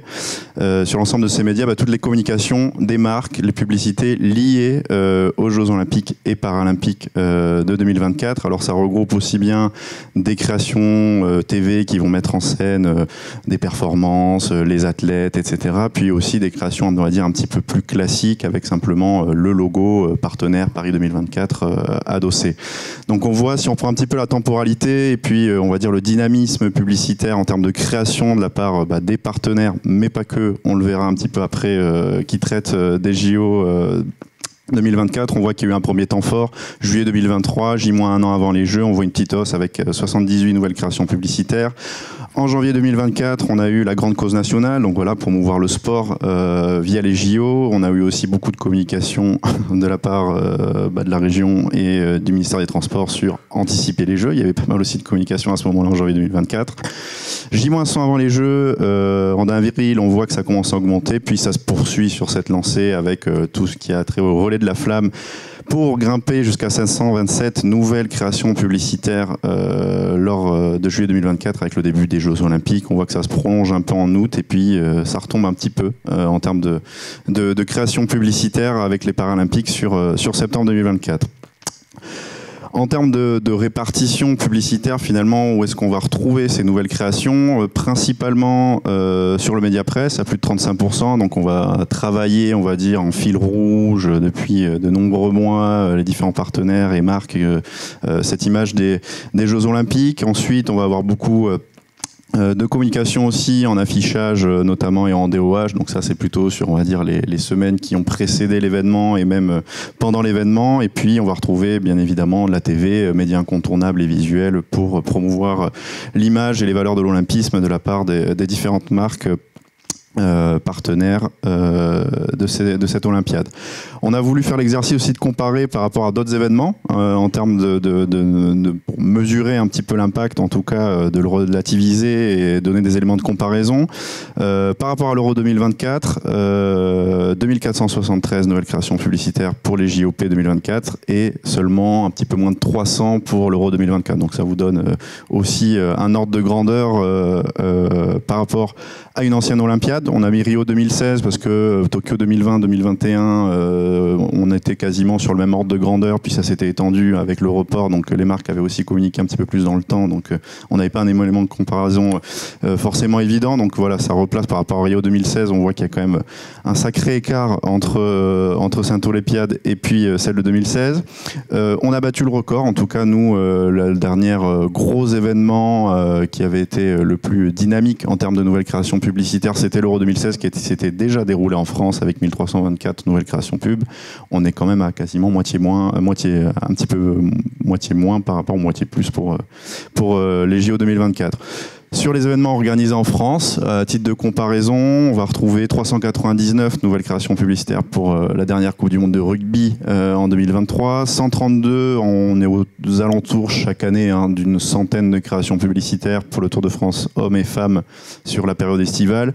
Et la dernière Coupe du Monde de football féminine organisée en France, c'était 229 créations publicitaires. Donc voilà, ça permet aussi un petit peu de remettre tout ça en perspective pour témoigner que c'était quand même une année exceptionnellement riche en termes de création publicitaire grâce à cette Olympiade. C'était quand même un événement exceptionnel, les Jeux Olympiques en France, à la maison, à Paris. Alors, au niveau création. Alors au niveau des créations, sur l'ensemble des créations du coup de ces 2473 créations autour des Jeux Olympiques et Paralympiques qu'on a pu analyser, les partenaires officiels ils ont brillamment pris la parole pour faire rayonner les valeurs de l'olympisme. En effet, les JOP, ça charrie des valeurs universelles chères aux marques, l'excellence, le respect, la détermination, le dépassement de soi, et j'en passe. Mais il n'y a pas que les partenaires qui ont Mais il n'y a pas que les partenaires qui ont communiqué, effectivement, et c'est surtout aussi pour des marques non partenaires qui ont pratiqué le marketing d'embuscade, on va dire, si on le francise. En essayant de flirter au mieux avec la ligne blanche. La ligne blanche, de s'engouffrer dans le sillon des Jeux Olympiques pour essayer d'émerger, parce que voilà, c'est pas évident en tant que partenaire quand on est très réglementé en termes de communication, et puis finalement, on est un petit peu plus libre quand on n'est pas partenaire pour essayer de communiquer. Ça a commencé de manière chronologique avec l'annonce du relais de la flamme. On avait Burger King qui se déclare porteur de flamme depuis 1954. Bon, je vous laisse faire le parallèle avec sa plateforme sur le Flame Grill de ses steaks depuis des années. On a Peugeot... Vous avez bien senti le truc, parce qu'on a vu sur le graphisme, un graphique précédent, que ça a vraiment décollé à l'arrivée de la flamme en France. Exactement, ouais. Il y a eu cet effet vraiment flamme. On a eu Peugeot qui se déclare porte-drapeau, et puis Levi's qui propose une collection Levi's for Paris qui n'est pas sans rappeler les tenues officielles de notre délégation française sportive. Il y a du bleu, du blanc et du rouge. Et du rouge. Les marques aussi sont engouffrées sur certaines tendances ou alors, on va dire, polémiques, notamment liées à la qualité de l'eau de la Seine. C'est le cas d'Aldi. Bon, elle date de septembre, celle-ci, celle d'Aldi, mais on peut toujours surfer sur cette polémique. On a aussi Fondation de la Mer qui nous rappelle que dans l'eau, on atteint déjà des records de température, ou encore la Cédif qui distribue chaque jour des millions de litres d'eau, et que c'est bien un exploit s'il n'est pas olympique, celui-ci aussi. Les Jeux Olympiques, c'est aussi viser des médailles. Viser des médailles, pas forcément pour Burger King, qui recrute et qui invite, on va dire, ses futurs salariés à viser plutôt l'argent que d'autres métaux. BETC avec sa campagne Heinz qui nous parle des héros du quotidien, donc qui croque ces médias, et donc une image qu'on a l'habitude de voir. Ou enfin Deliveroo qui ont fait toute une, on va dire, campagne dans le métro parisien qui détourne les paroles de la Marseillaise, notamment avec Allons, enfants du poulet frit. Et voilà, on va retrouver ce genre de campagne. Les grands événements et les grandes manifestations, qu'elles soient sportives, politiques ou économiques, c'est aussi une belle vitrine, en tout cas pour les ONG, les associations. On le retrouve à chaque événement, je pense que ce soit une COP21, les Jeux Olympiques ou n'importe quel autre événement. C'est l'occasion d'essayer de faire parler de soi en étant un petit peu malin. On va retrouver encore une fois Fondation de la Mer avec les records dont on devrait avoir honte ou on n'est pas très fier, ou encore Ciel Bleu avec des médailles qu'on souhaiterait avoir ou donner sur certains combats. Paris a accueilli le monde, c'était aussi du coup l'occasion de jouer sur certains clichés internationaux et c'est de bonne guerre.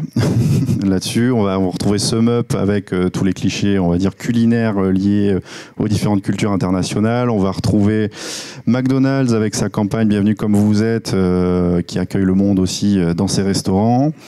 On va retrouver aussi des campagnes de marques françaises comme Intersport pour l'ouverture de son magasin parisien, qui vont surfer sur le fait que les Parisiens vont être fortement impactés dans leurs déplacements pendant ces Jeux Olympiques, avec, je vous laisse découvrir vous avez sûrement vu soit dans le métro, soit en affichage, cette campagne d'Intersport.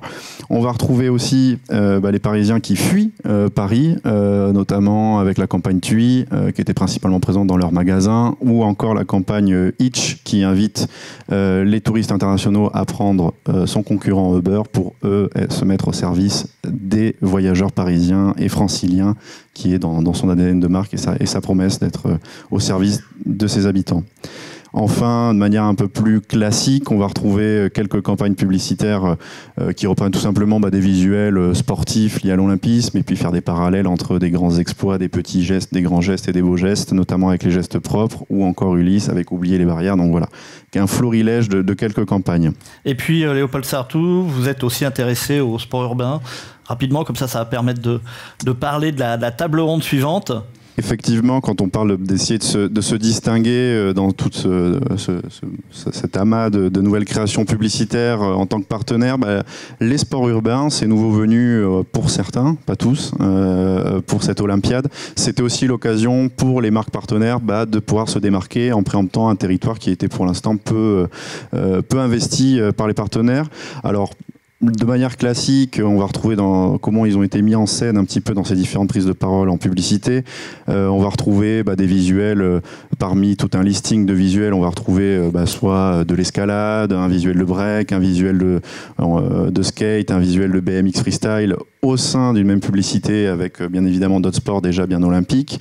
Il y a eu des stratégies comme celle de Carrefour de mettre en avant surtout finalement des communications dédiées mettant en avant, là on a un grand-père qui fait du skate pour promouvoir le fait qu'on peut être champion à tous les âges de la vie. Donc voilà, il y a eu des communications dédiées visibles, spécifiquement avec des visuels de sport urbain. Alliance a fait le pari, lui, de mettre en parallèle de la gestuelle entre du judo et des mouvements de breakdance, donc un petit peu de mettre sur pied d'égalité ces nouveaux sports olympiques et des sports déjà bien installés dans l'imaginaire de l'olympisme. Et puis certaines marques comme Visa ou Optique 2000 ont bâti un petit peu leur communication sur ces sports urbains de manière un petit peu plus large pour les inscrire dans cette grande fresque, on va dire, que sont les cultures urbaines et de faire rayonner ces cultures-là au sens large et ne pas s'arrêter simplement à la dimension sportive. Autres enseignements aussi sur ces sports urbains qu'on a pu remarquer, c'est, je pense que c'est le constat fait par la plupart des observateurs, c'est que Samsung s'est quand même démarqué sur ce territoire-là des sports urbains avec notamment sa campagne Open Always Win. Ils ont fait aussi toute une série de petits documentaires. Il y en a eu 3 sur le break, le surf et le skateboard. Donc voilà, avec un annonceur qui se positionne véritablement comme l'annonceur auprès de ces nouvelles pratiques et qui s'identifie à ces nouveaux sports. Et puis aussi, on a vu pas mal de rhétorique et de dispositifs autour des playgrounds qui ont vu le jour, notamment pendant les Jeux Olympiques et les marques. On se rappelle de ce formidable écrin qui était la Concorde pour ces différents sports urbains, avec notamment les affiches de Samsung sur l'hôtel de la Marine, ou encore Westfield qui invitait dans ses différents centres commerciaux à venir pratiquer le break, le skateboard ou l'escalade dans ces lieux. Enfin, finalement, nous, ce qu'on observe sur ces sports urbains, c'est qu'ils ont aussi brillé de par leur performance sportive en premier lieu que par leur présence de la communication. Je pense notamment au basket 3-3 qui était plutôt un sport, on va dire, inconnu du grand public avant les Jeux Olympiques et très peu présent, voire quasiment absent des communications des marques, et qui finalement repart avec une formidable médaille d'argent sportive, et je pense aussi de l'ambiance pour n'importe qui aura pu se rendre dans cette arène qui était mise à disposition. Et puis l'intégration de ces sports urbains, ça apportait aussi, je pense, un vent de fraîcheur à un imaginaire de l'olympisme qui est parfois un peu empreint de classicisme, alors que finalement le récit sportif depuis ces dernières années, il s'est enrichi tant bien au niveau national qu'international, et ça fait du bien de voir un petit peu de renouveau, notamment prôné par Thomas Bach, puis Laurent en parlait pour aller toucher nos nouvelles cibles. La présence de ces sports urbains, certains pour leur 2e Olympiade, ça a permis aussi de démocratiser, de visibiliser et de rendre aux yeux du public certaines pratiques ou certaines cultures urbaines non plus comme de simples contre-cultures souvent marginalisées. C'est aussi de leur donner de la visibilité, puis de les présenter comme bien mainstream maintenant, et pas que adeptes chez les plus jeunes, mais bien au sein de la population tout entière. Et puis le skateboard, le break, ce sont des pratiques qui émanent de communautés, d'appropriation, d'hybridation d'espaces urbains, et qui sont très connectés aussi à l'international. Donc c'est véritablement un trait d'union qui se fait de manière assez naturelle entre le local et le global. Et puis enfin, je pense que c'est l'avenir des sports urbains, il semble assuré de par leur durabilité. Je pense à leur facilité d'accession et leur dimension inclusive qui leur permet de raisonner complètement dans ces valeurs de l'olympisme et puis d'engagement qui est recherché par le CIO. Merci Léopold Sartou, merci également Laurent Martinez, et merci également pour cette introduction, puisqu'on va parler justement des sports urbains puisque le stade urbain de la Concorde, comme l'a appelé Paris 2024, fut l'une des grandes attractions de ces Jeux Olympiques. 4 enceintes éphémères qui avaient été construites spécialement pour recevoir de 5100 à 7200 personnes dans chacune de ces places. Paris 2024 y organise des compétitions de skateboard, en street, en parc, de BMX freestyle, de basket 3-3 et de breaking. Site exceptionnel qui a accueilli plus de 330 000 spectateurs, 25 000 par jour. Même les jours où il n'y avait pas de compétition, il y avait des entraînements. Alors que reste-t-il maintenant de ces sports urbains? Y a-t-il un avenir marketing? On va en parler avec Joseph Villeflayou, qui est vice-président de Hurricane Group, directeur de Hurricane Creative. Il vient de Montpellier avec le fameux FIS, on en parlera. Et Alexandre Rumigajlov, qui est lui responsable marketing communication à la Fédération française de basketball. Joseph Villeflayou, déjà félicitations, vous êtes jeune marié. Merci. Et puis, est-ce que vous avez été surpris par cet engouement? 330 000 spectateurs, je crois que c'est un des sites où les places sont parties le plus vite. Je dirais pas vraiment, puisque finalement à Montpellier, nous ça fait 27 ans qu'on accueille chaque année des centaines de milliers de festivaliers durant 5 jours d'événements autour de ces sports urbains. C'est un véritable stade ouvert. Et on a d'ailleurs travaillé avec le COJO sur la définition du concept de la Concorde pendant cette période de Covid où notre événement était annulé. Donc quand on voit cet engouement, nous depuis 27 ans, on n'est pas vraiment surpris. Pour autant, je pense qu'il est nouveau, c'est que je crois que désormais ces disciplines ont la possibilité de remplir des stades. Ça, c'était pas forcément le cas avant. C'était souvent des événements qui étaient gratuits. C'était le cas chez vous, au FIS, depuis, je crois, 1 an ou 2, c'est passé payant. Alors nous, l'événement était gratuit depuis 26 ans et en effet, pour des raisons de modèle économique, aujourd'hui, on s'est réinventé. L'événement est devenu en effet payant cette année.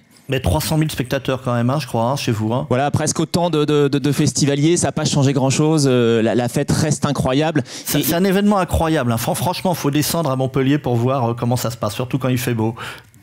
Ouais, on a une très belle édition et en effet, je crois que Montpellier se transforme pendant 5 jours en capitale des sports urbains. 300 000 personnes, c'est la population de Montpellier et c'est véritablement une grande fête autour de ces sports-là.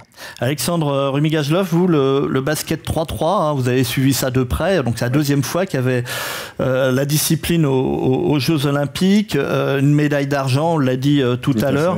Est-ce que ce succès a été ressenti déjà dans les clubs? Oui, tout à fait. Il y a un engouement certain. C'est vrai que ça a permis, ces Jeux Olympiques, de mettre un coup de projecteur fabuleux sur cette discipline qui est au programme olympique depuis 2017. Donc il y a eu déjà les Jeux à Tokyo en 2021 avec une 4e place de l'équipe féminine à l'époque. Et là, donc, effectivement, ce parc urbain fabuleux. Et puis le résultat de l'équipe de France masculine, un parcours un peu comme ça, qu'on n'attendait pas, avec une belle médaille d'argent. C'est vrai que ça a mis un coup de projecteur incroyable. Un panier à la fin. Là, on aurait pu gagner, on perd en prolongue. Mais peu importe, en 5-5 aussi, on aurait pu gagner en féminin et en masculin aussi. Donc on fait une très belle Olympiade en basket. Et effectivement, ça se ressent dans les demandes de licence. Le 3-3, ça fait, nous, une 15aine d'années qu'on l'organise sur tout le territoire. Voilà. Et effectivement, voilà, on passe un cap grâce à ces Jeux Olympiques.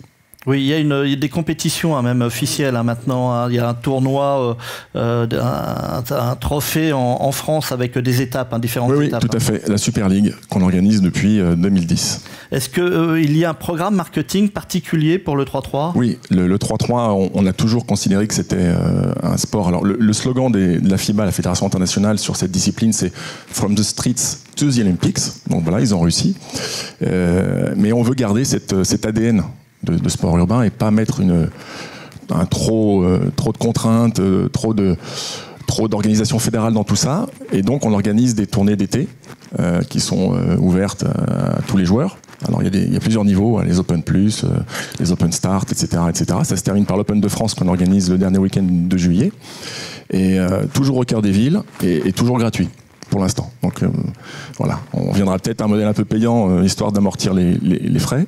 Mais pour l'instant, c'est gratuit et au cœur des villes, donc c'est des succès populaires à chaque fois. Alors on l'a vu tout à l'heure, les marques se sont emparées des ce qu'on appelle les sports urbains. On verra justement quelle définition on donne à cet univers-là. On a parlé de Carrefour qui a utilisé du skate, Visa, Alliance Optique 2000 même aussi, et évidemment Samsung. Je suppose, Joseph, qu'aujourd'hui le téléphone n'arrête pas de sonner. Alors c'est vrai que on a vu beaucoup de marques préempter les codes de ces disciplines. On l'a vu juste avant dans toutes ces vidéos, beaucoup de skateboard, beaucoup de breaking. Pour autant, je dirais qu'on n'a pas vu beaucoup de marques véritablement préempter l'univers de ces disciplines, sponsoriser des événements, des athlètes. Il y a quelques initiatives quand même nouvelles. On a parlé de Samsung juste avant. Samsung, c'est un nouveau partenaire du FIS cette année, qui est rentré sur le territoire du FIS à Montpellier, et tous les événements FIS qu'on fait sur le territoire national. Et donc on voit qu'il y a un véritable engagement en effet sur la découverte de ces disciplines.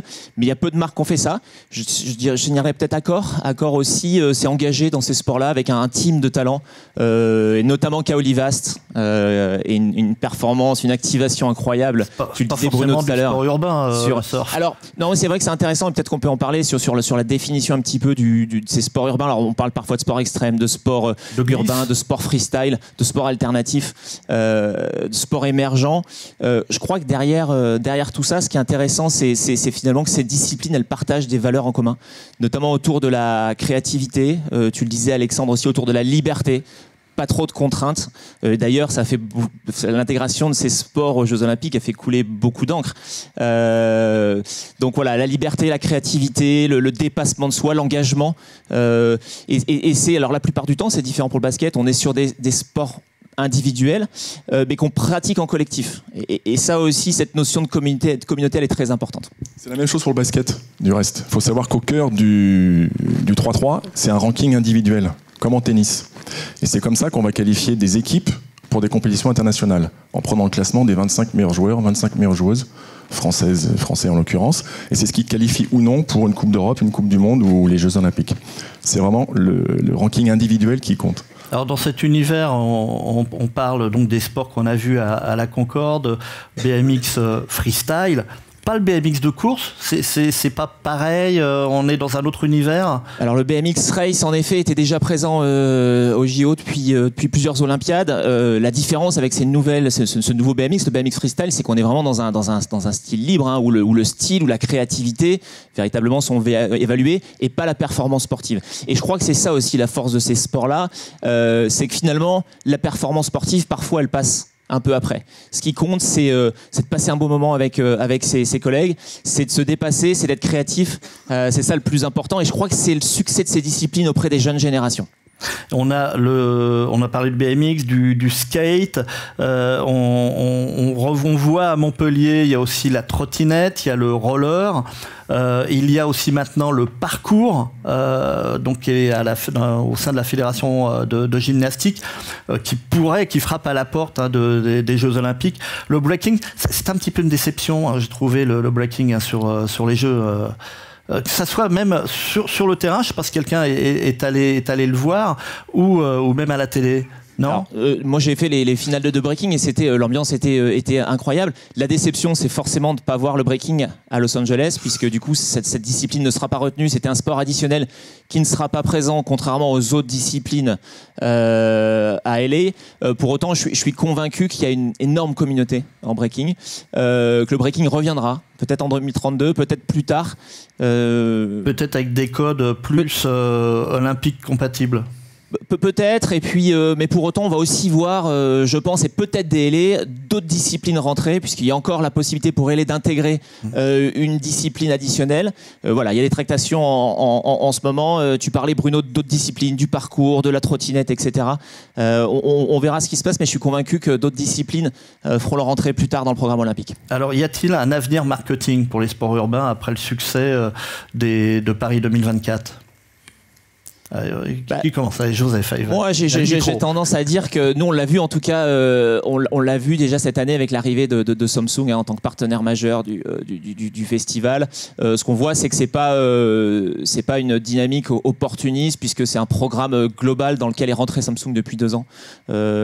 Et on est persuadé que ces disciplines, ces communautés ont la capacité finalement d'engager des marques sur des terrains d'expression un peu différents, avec des codes différents. Comme quoi, par exemple? Autour des valeurs que je défendais tout à l'heure, hein, autour de la créativité, autour du dépassement de soi. C'est parfois, et nous, autour de ces sports, des publics qui sont un peu réfractaires en plus aux partenariats, aux marques. Et quand on arrive à créer des belles histoires autour de ces événements, autour de ces sportifs, autour de ces talents, je crois qu'on a la capacité de créer des histoires formidables. Alexandre? Les sports urbains, c'est vraiment des communautés. Et il faut savoir leur parler. Il ne faut pas les dénaturer les disciplines. Et donc, c'est vrai que c'est assez délicat pour les marques. Donc, c'est en effet pour ça que lorsqu'on a des événements très structurés autour de ces sports urbains, c'est des vraies chances pour les marques. C'est des belles plateformes. Il faut savoir les exploiter. Mais est-ce que les marques se sentent accueillies justement dans ces sports urbains? Oui, encore une fois, sur des événements comme les nôtres, évidemment, elles sont parfaitement accueillies, parfaitement intégrées. Il y a des choses assez classiques comme de la panoptique, comme des parcs autour pour accueillir le grand public, des stands, enfin des choses assez classiques. Et en même temps, on a ce sport qui se déroule, qui sont des disciplines rapides, fun, créatives, avec peu d'intervention, d'arbitrage, etc. Nous, c'est la musique en permanence, il y a des DJ qui jouent, c'est dans des lieux où on peut installer du 3-3 à peu près n'importe où. Il y a à peine 300 mètres carrés d'emprise au sol, on a fait du 3-3 dans des lieux comme le Pic du Midi, enfin vraiment n'importe où. On peut vraiment faire ça où on le souhaite, et dans des sites iconiques. Donc voilà, ce qu'avait très bien compris le COJO avec le parc urbain. C'est ça qui peut plaire aux marques, aux c'est ça qui est fabuleux. De communiquer de manière différente dans la forme. Exactement, et d'aller toucher les gens au cœur de là où ils ont envie d'être, dans des sites absolument magnifiques, avec des beaux événements bien organisés autour. Voilà. Joseph Villeflayou, comment vous vendez, vous, ce type de sport à une marque classique? Accor, on peut dire que c'est une marque classique, Samsung aussi. Je crois que c'est cette capacité à rassembler sur un terrain d'événements autant de jeunes. Le FIS Montpellier, 300 000 personnes, je pense que c'est le plus grand rassemblement sportif au monde dédié à la jeunesse. X-Games, hein. Alors devant les X-Games en termes évidemment, alors pas en termes de retombées médiatiques, mais en termes de nombre d'athlètes, de nombre de spectateurs. Et je crois qu'on a cette capacité sur le terrain de ces événements à faire passer des messages, à engager cette génération de manière assez authentique. Et je crois que c'est ce qu'elle attend, cette génération. Il ne manque pas des porte-paroles, des stars dans votre domaine? Si, évidemment, c'est ça qui fait la différence. C'est les ambassadeurs. Donc les JO, pour ça, c'est un formidable accélérateur. On avait, nous, une tête de pro, une figure de pro qui est Laetitia Guapo, qui a été dans 2 ou 3 teams d'athlètes, EDF, MGEN, etc. Malheureusement, elle n'a pas performé au JO. Mais voilà, on a une équipe qui va se créer, une équipe à partir qui émane de 3-3 Paris, qui est l'équipe pro qu'on a montée pour préparer les JO. Voilà, enfin ça va. Voilà, des figures de pro vont émerger. Joseph Villeflayou, Alexandre Rumigajlov, merci. Juste, on va terminer avec les prochains grands événements. Alexandre, déjà, le 3-3, on va le retrouver où? Alors, la Super League, qui va se dérouler de mai à juillet, donc avec un Open de France. Et puis, on a les compétitions internationales. Donc, on a une Coupe d'Europe chaque année au mois de septembre et une Coupe du Monde au mois de juin. Et Joseph Villeflayou pour le FIS, rendez-vous quand? Alors rendez-vous ce week-end à Shanghai pour la dernière étape de la tournée. Je sais que vous prenez l'avion pour y aller après. Avec un très très bel événement en plein cœur de Shanghai qui rassemblera toutes ces disciplines comme sur la Concorde. Avec vos matériels aussi, parce que vous vendez. Hurricane est aussi un des leaders mondiaux des skateparks. Exactement, on était fournisseur sur la Concorde des infrastructures de BMX et de breaking. On fournit les skateparks pour l'ensemble de nos événements. Donc ça sera évidemment sur nos skateparks avec les talents de Paris. On attend une très belle médaille normalement d'Anthony Jean-Jean ce week-end qui devrait, sauf imprévu exceptionnel, remporter la Coupe du Monde de BMX Freestyle 2024. On sera dès la semaine prochaine à Paris pour le Paris Games Week où on intègre une étape de la tournée FIS Experience en plein cœur du salon et un dernier événement indoor à l'Azur Arena Freestyle Show à Antibes début décembre. Et vous avez les dates du FIS Montpellier ? 28 mai, 1er juin 2025 à Montpellier. Dites-nous un mot quand même, parce que vous avez un événement professionnel en même temps. Hein.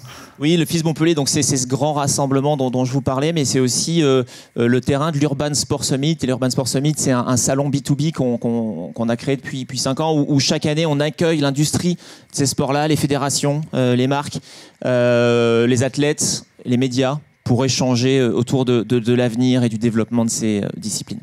Merci Joseph Villeflayou, merci Alexandre Rumigajlov. Donc, pour cette partie sur les sports urbains. Alors, on a parlé d'athlètes, évidemment, on ne peut pas parler de sport, même de marketing sportif, sans parler des athlètes. Et je vous demande d'accueillir Nathalie Péchala et Titouan Laurent de Sport Business Club pour évoquer tout cela. Titouan, je te laisse tous les micros, là, tu as tout ça ici. Voilà. Tu fais le choix. À toi. Bonjour à tous. Ah, pardon. Bonjour Nathalie, merci Bruno. Bonjour à tous. En effet, pour terminer cette matinée, on accueille une ancienne championne de très haut niveau, Nathalie Péchala. Je peux refaire peut-être le palmarès, faut pas que je me trompe. Double championne d'Europe, quintuple championne de France. Je me trompe pas ? Oui, c'est ça. Parfait. Et après votre carrière sportive, vous avez notamment été présidente de la Fédération française des sports de glisse, chef de la délégation française à Pékin en 2022 et tout récemment directrice générale du Club France The Place to Be à l'occasion des Jeux de Paris 2024. Présidente du Club France. Il y a quelques jours, Tony Estanguet parlait de cure de désintoxication Paris 2024 après ces Jeux, parce qu'il en avait besoin, j'imagine. Vous, comment ça va, d'autant que vous avez vécu vraiment de l'intérieur cet événement? Non, j'ai pas l'impression d'avoir besoin de cure de désintox, parce qu'on a bien vibré pendant ces Jeux, mais on aimerait justement que cet état d'esprit perdure, même si on parle plus forcément d'autres performances, mais en tout cas sur tout ce qui est accessibilité du sport, donc pour tous les publics, et tous les lieux, évidemment. Donc moi, ce que je voudrais pas, c'est qu'il y ait une baisse justement et qu'on se redynamise dès maintenant pour les Alpes françaises 2030. Bon, on en reparlera, mais justement, ces Jeux Olympiques et Paralympiques de Paris 2024, ils ont été l'occasion pour de nombreux annonceurs de se lancer dans le sponsoring d'athlètes. Certains l'avaient fait depuis plusieurs années, mais d'autres se sont dit, tiens, c'est le moment. Il y a beaucoup de teams d'athlètes qui ont été montés. Vous, quand vous étiez athlète, quelles étaient vos relations avec les marques et les partenaires ? Alors, il n'y avait pas encore ces teams d'athlètes. Je suis un dinosaure, en fait. J'ai arrêté il y a 10 ans. Donc, le monde a eu le temps d'évoluer. Par contre, il y avait cette idée, effectivement, d'associer des marques avec des athlètes, bien évidemment, parce que c'est quand même vieux. Ce qui était important, évidemment, pour le sportif, c'était l'apport financier. Parce qu'il faut savoir, surtout sur les disciplines qui sont un peu plus confidentielles, et le patinage est une discipline amateur, ça veut dire qu'on n'est pas salarié tout simplement tous les mois, donc il faut aller chercher des ressources financières pour pouvoir les réinjecter dans notre pratique sportive et donc augmenter nos résultats et donc avoir des prize money et dans les sports artistiques participer à des spectacles et c'est comme ça qu'on gagne notre vie. Et quand je dis gagner notre vie, oui, c'est vivre, c'est un loyer, c'est de quoi manger. Voilà, une vie, je dirais, assez simple, mais c'est surtout avoir de l'argent pour pouvoir pratiquer, s'entourer des meilleurs, faire appel aux experts, aux chorégraphes, différents intervenants. Donc, l'idée d'avoir une marque, elle est nécessaire à la réussite des sportifs.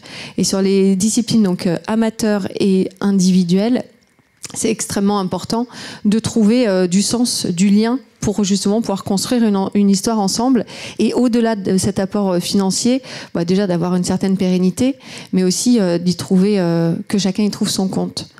Et donc moi, je me suis entraînée longtemps, évidemment, en France. Et puis après, avec mon partenaire, on a décidé de partir en Russie. Et ça représentait une certaine somme. Sauf qu'on n'était pas premier couple français, on n'était que second. Donc on n'avait pas du tout toutes nos dépenses couvertes par la fédération à cette époque-là. Et sans les laboratoires Pierre Fabre. Et sans la marque donc Ictian, jamais on aurait pu partir en Russie. Et comment on a réussi à avoir le laboratoire Pierre Fabre en soutien? Tout simplement parce qu'on était licencié au club de Castres. Mon partenaire était très lié à la ville de Castres. Les laboratoires avaient leur usine juste à côté. Donc au moins ça avait du lien, du sens. Et on a pu donner notre image aussi pour promouvoir leur stick lèvres et leur crème main. Et donc tout ce qui est lutte contre le froid. Et donc quand on fait du patinage, forcément le lien il est facile à faire. Et donc on peut raconter quelque chose au public, aux acheteurs tout simplement. Et vous, de votre côté, au fur et à mesure de votre carrière, vous avez gagné en notoriété. Vous êtes devenu peut-être aussi à vous seul une marque à proprement parler. Qu'est-ce que vous vendiez aux prospects, aux potentiels partenaires, marques? Vous le dites, voilà, je suis Nathalie Péchala, je représente ça, je peux vous apporter ça. Comment ça marchait? Oui, alors je ne le dis pas trop comme ça parce que je n'ai pas l'impression d'être non plus, je ne sais pas Kylian Mbappé, hein, mais oui, même si on a une notoriété qui est moins importante, on a forcément un système de valeurs, on a forcément, je ne sais pas, la manière dont on veut atteindre les objectifs, quels sont nos objectifs, forcément ça nous définit et puis une marque peut s'y retrouver aussi. Donc moi j'ai eu des partenaires aussi après la carrière, parce que comme ça ils ont eu le temps de voir tout le parcours, ce qui nous motivait, mon partenaire et à moi, quand on était sur la glace, ce qu'on représentait pour le public. En quelques mots, c'était de l'originalité, de la fantaisie, de la joie, de la bonne humeur, de la simplicité et pas cette volonté de gagner à tout prix. Ça, c'était vraiment quelque chose qui nous définissait. Et donc, sur l'après-carrière, on a eu des marques qui nous ont accompagnés, qui m'ont accompagné comme Toyota, par exemple. Ce que Toyota, je trouve, fait quelque chose de très bien, c'est qu'ils ont des équipes mixtes, donc autant d'hommes que de femmes, autant de valides que de paras, et puis des athlètes en activité, des athlètes en reconversion. Et j'imagine que l'idée, c'est justement d'avoir un spectre le plus large possible pour montrer que leur voiture finalement s'adresse à tous et à toutes. Donc c'est là où c'est bien d'intégrer ce genre d'équipe. Voilà. Et aujourd'hui, là, quelles sont vos relations avec les marques, les partenaires, que ce soit d'un point de vue personnel, mais aussi peut-être dans vos activités professionnelles? Quelles sont vos relations avec les marques? Bonne. Vaut mieux répondre à ça, oui, j'imagine. Non, il y a des... en fait, quand on sait ce qu'on veut, quand on sait ce qui nous lie et pourquoi on a besoin de l'autre et ce qu'on a à offrir, c'est simple d'avoir des relations, je dirais, saines et pérennes. Donc, je suis amenée à rencontrer pas mal de marques, donc par le Club France, évidemment, quand j'étais à la Fédération française des sports de glace, mais aussi là, en étant présidente de l'association Promet de Cordée. Et à chaque fois, l'idée, et quand j'étais athlète d'ailleurs, c'était la même chose, c'est de se poser la question de qu'est-ce que je peux leur apporter. Eux, évidemment, c'est un soutien financier, mais au-delà de ça, je peux aller rencontrer les collaborateurs, aller dans les usines, je peux aller faire des interventions, une sorte de conférences. Mais voilà, faut qu'il y ait un échange qui soit... faut que ça soit donnant-donnant et gagnant-gagnant surtout. Donc, je pense que les relations sont bonnes parce que les besoins sont identifiés et les attentes sont en adéquation avec ceci. On parlait du Club France, je crois 600 000 personnes à peu près sont... 610 000 sur la période olympique. Sur la période olympique, avec des pics à 45 000 personnes par jour. Donc j'imagine quand on était responsable du site, c'est une satisfaction. Ouais, c'est une grande satisfaction, surtout que c'était un dispositif XXL qui n'avait jamais vu le jour auparavant. Il y a toujours eu des Clubs France, toujours depuis au moins 20 ans, quand on fait les Jeux Olympiques à l'international, mais on n'a pas du tout autant d'espace. Là, on avait 55 000 mètres carrés. On savait qu'on pouvait accueillir 25 000 personnes à l'instant T. Et finalement, on s'est retrouvés victimes de notre succès, mais assez rapidement. Et grâce à l'équipe de rugby à 7, on fait une première journée démente. Et alors là, les images ont déferlé dans les médias et ça a suscité beaucoup d'intérêt de la part du grand public, mais aussi de la part des athlètes. C'est-à-dire que les athlètes sont tenus de venir au Club France après leur compétition. Et là, vraiment, il venait avec beaucoup d'enthousiasme. Il nous disait moi, je veux faire comme Antoine Dupont, je veux danser sur le podium, moi, je veux faire comme machin, je veux me jeter dans la foule. Et donc, tout ça, ça a été une sorte de boulimie, de ferveur et de moments conviviaux. Et donc, pour revenir à nos chiffres, oui, on était à une moyenne de 40 000 personnes fréquentation jour, et avec une billetterie guichet fermé sur la majorité des journées. Mais c'était pas gagné. Encore une fois, il y a 2 ans, quand on m'a donné cette mission, moi, ça m'intéressait parce que justement, ça regroupe les publics que je côtoie, les athlètes, les partenaires institutionnels, les partenaires privés, les médias. Donc forcément, j'ai accepté, mais on savait pas du tout à quelle sauce on allait être mangé. C'était quand même un budget global de 14 et 15 millions sur les JO et JP. Et on savait qu'on allait essuyer un certain déficit. Là, on se rend compte que le déficit ne sera pas aussi important qu'on l'avait prédit.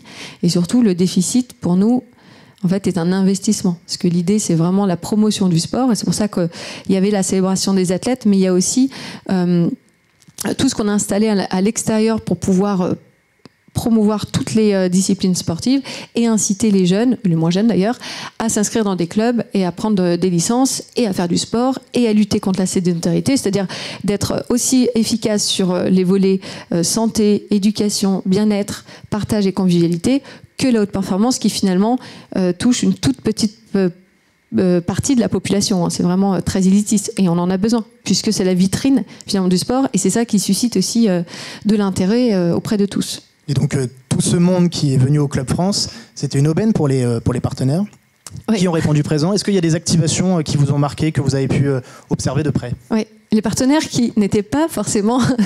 Ils ont mis du temps à venir, c'est ça? Ouais, ils n'étaient pas super chauds dès le départ, parce que justement, certains d'entre eux, notamment les partenaires olympiques, avaient une idée de ce qu'était le Club France, mais ne pouvaient pas imaginer que ça marche autant à Paris 2024 avec tous les sites de compétition et toutes les fan zones installées dans tout Paris. Donc, il a fallu les convaincre. Et ce qui a été extraordinaire, c'est que dès la première journée, en fait, tous ces partenaires privés ont compris l'intérêt d'être au Club France. Oui, ça coûtait cher. Mais le retour sur investissement, il est dément. Et si on les questionne aujourd'hui, ils sont tous très heureux d'avoir fait ce pari-là et très heureux des retombées aussi. Ça ne veut pas dire qu'ils s'engagent dès à présent sur les années à venir pour soutenir leur sport. Mais en tout cas, ils sont très conscients de la belle opération qu'ils ont eue. Et si j'ai le temps de rentrer un petit peu dans le détail, il y avait plein d'activations un petit peu différentes. Alors je prends Toyota par exemple, c'était sur une terrasse privée. Donc eux, c'était surtout pour inviter leurs plus gros clients ou prestataires. Et ils faisaient beaucoup de partage d'expérience avec des anciens sportifs de renom. Ça permettait aussi de promouvoir tout ce qu'ils faisaient en termes d'accessibilité, de mobilité douce, etc. Après, on avait des marques un peu plus populaires, donc elles qui étaient dans l'espace grand public, ce qu'on appelle le showcasing. Avec Carrefour, par exemple, ce qu'on leur demandait, c'est OK, donc vous êtes présent, ça vous coûte un petit billet, mais surtout, nous, ce qu'on veut, c'est qu'il y ait une expérience qui soit en lien avec le sport, que ça veuille dire quelque chose. Donc Carrefour, par exemple, ils ont pris le parti de faire du bien manger. Donc ils distribuaient des pommes, ça a cartonné.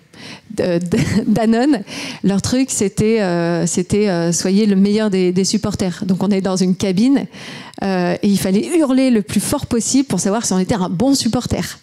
Donc ça c'était plutôt chouette. Et en même temps ces marques-là, enfin toutes celles qui étaient présentes, avaient des journées dédiées où ils invitaient leurs collaborateurs pour mettre en valeur justement tout ce qu'ils faisaient pour Paris 2024, mais au Club France.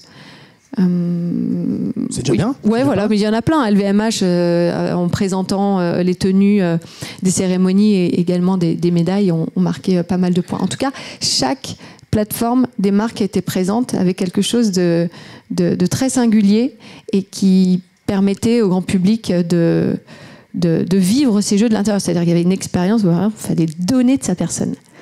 Et pour finir, on parlait de l'après. Ce qui arrive dans 6 ans maintenant, c'est les Jeux des Alpes françaises 2030. On parle beaucoup de Martin Fourcade comme président du comité d'organisation. Moi, il y a un autre nom qui me vient en tête, c'est celui de Nathalie Péchala. Est-ce que c'est quelque chose d'envisageable? Voilà, il y a un petit scoop ce matin, c'est maintenant. Allez, on est prêt. Oui, je sais pas quoi vous répondre. Non, mais les Alpes françaises 2030, c'est une aubaine pour tous. En fait, ça va nous permettre de continuer sur cette lancée, même si on voit que c'est pas vraiment le cas. Parce que si on regarde, par exemple, le budget sport 2025, il y a une baisse de 20% par rapport au budget 2024. Donc, on voit bien que les finances publiques sont en décroissance. Et c'est là où les partenaires privés sont extrêmement importants si on veut continuer à mettre la France au sport avec, encore une fois, tout ce que je disais tout à l'heure, c'est-à-dire tous les bénéfices que ça peut apporter à notre société. Voilà, on a besoin des privés absolument, de tous. Et les Alpes 2030 vont permettre de se relancer. Et après, sur ce que vous disiez... Alors moi, ça me paraît une évidence que je vais faire quelque chose pour ces Jeux d'hiver, parce que c'est Albertville 92 qui m'a donné vraiment l'envie de faire du sport de haut niveau, de représenter mon pays et de me mettre à la danse sur glace.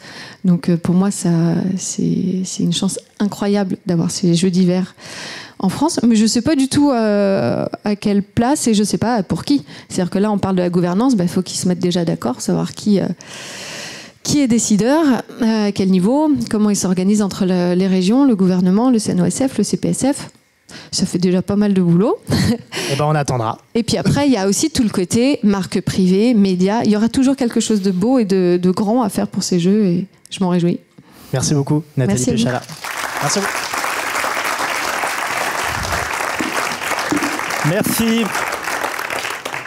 Merci beaucoup, merci d'être resté pour toute cette matinée. Juste un dernier mot pour vous dire que Sport Business Club lance son premier Grand Prix de la communication. Alors si vous voulez être les premiers à inscrire votre nom au palmarès, vous pouvez, non pas regarder là, mais il va y avoir quelque chose là. Voilà, il fallait simplement appuyer le QR code qui vous permet de télécharger le dossier de candidature. Voilà, le premier à jamais. Vous avez jusqu'à vendredi pour vous inscrire. Voilà. Un dernier petit mot. Un petit mot pour la fin. Donc déjà, je voudrais remercier, un grand merci à tous les intervenants. C'est vrai que le sport a cet avantage quand même, c'est que on sent toutes les personnes qui ont pris la parole, cette passion, cet engouement qu'ils ont communiqué ce matin. Moi, j'ai passé un moment merveilleux. On a eu beaucoup de choses, beaucoup d'informations. Donc, c'est vraiment, on peut les applaudir. Merci à tous les intervenants.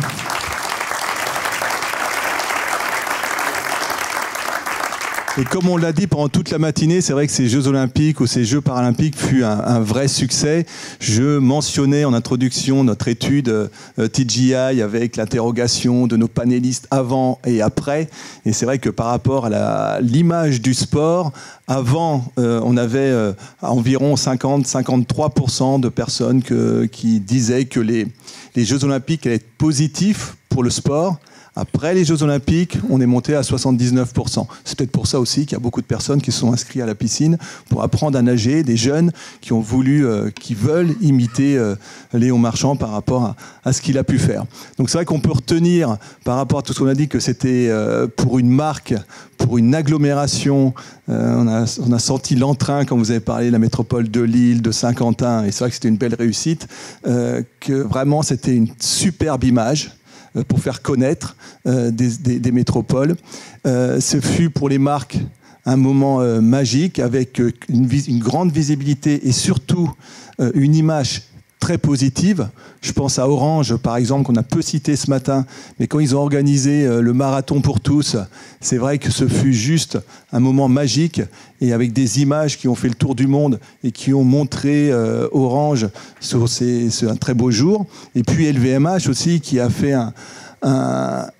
les Jeux Olympiques et les Jeux Paralympiques très présents avec tout ce qu'on a vu ce matin, mais avec une image. Et pourtant, si je me souviens bien, le groupe, au départ, n'était pas les premiers à se précipiter pour être partenaire des Jeux Olympiques.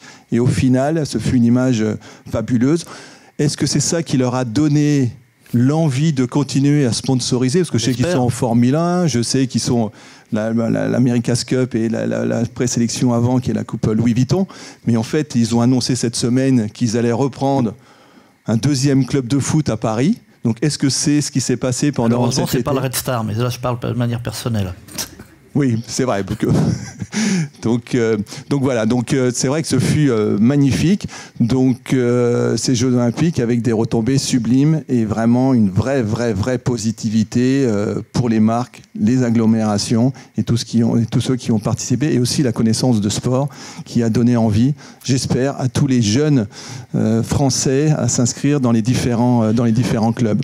Donc merci pour votre participation. Je suis heureux aussi de voir cet amphi complet, comme quoi le sport attire du monde, ça passionne, et ça c'est une vraie et belle réussite. Merci à tous, et on va se retrouver juste à côté pour justement continuer à échanger. Et si vous avez des questions à poser à nos experts du sport de chez Kantar Media, ils sont à votre disposition. Il y a eu beaucoup de chiffres, mais rassurez-vous, il y en a encore beaucoup d'autres qu'on a en magasin. Donc merci à tous, bonne fin de matinée et très bonne journée, et à très vite. Merci beaucoup.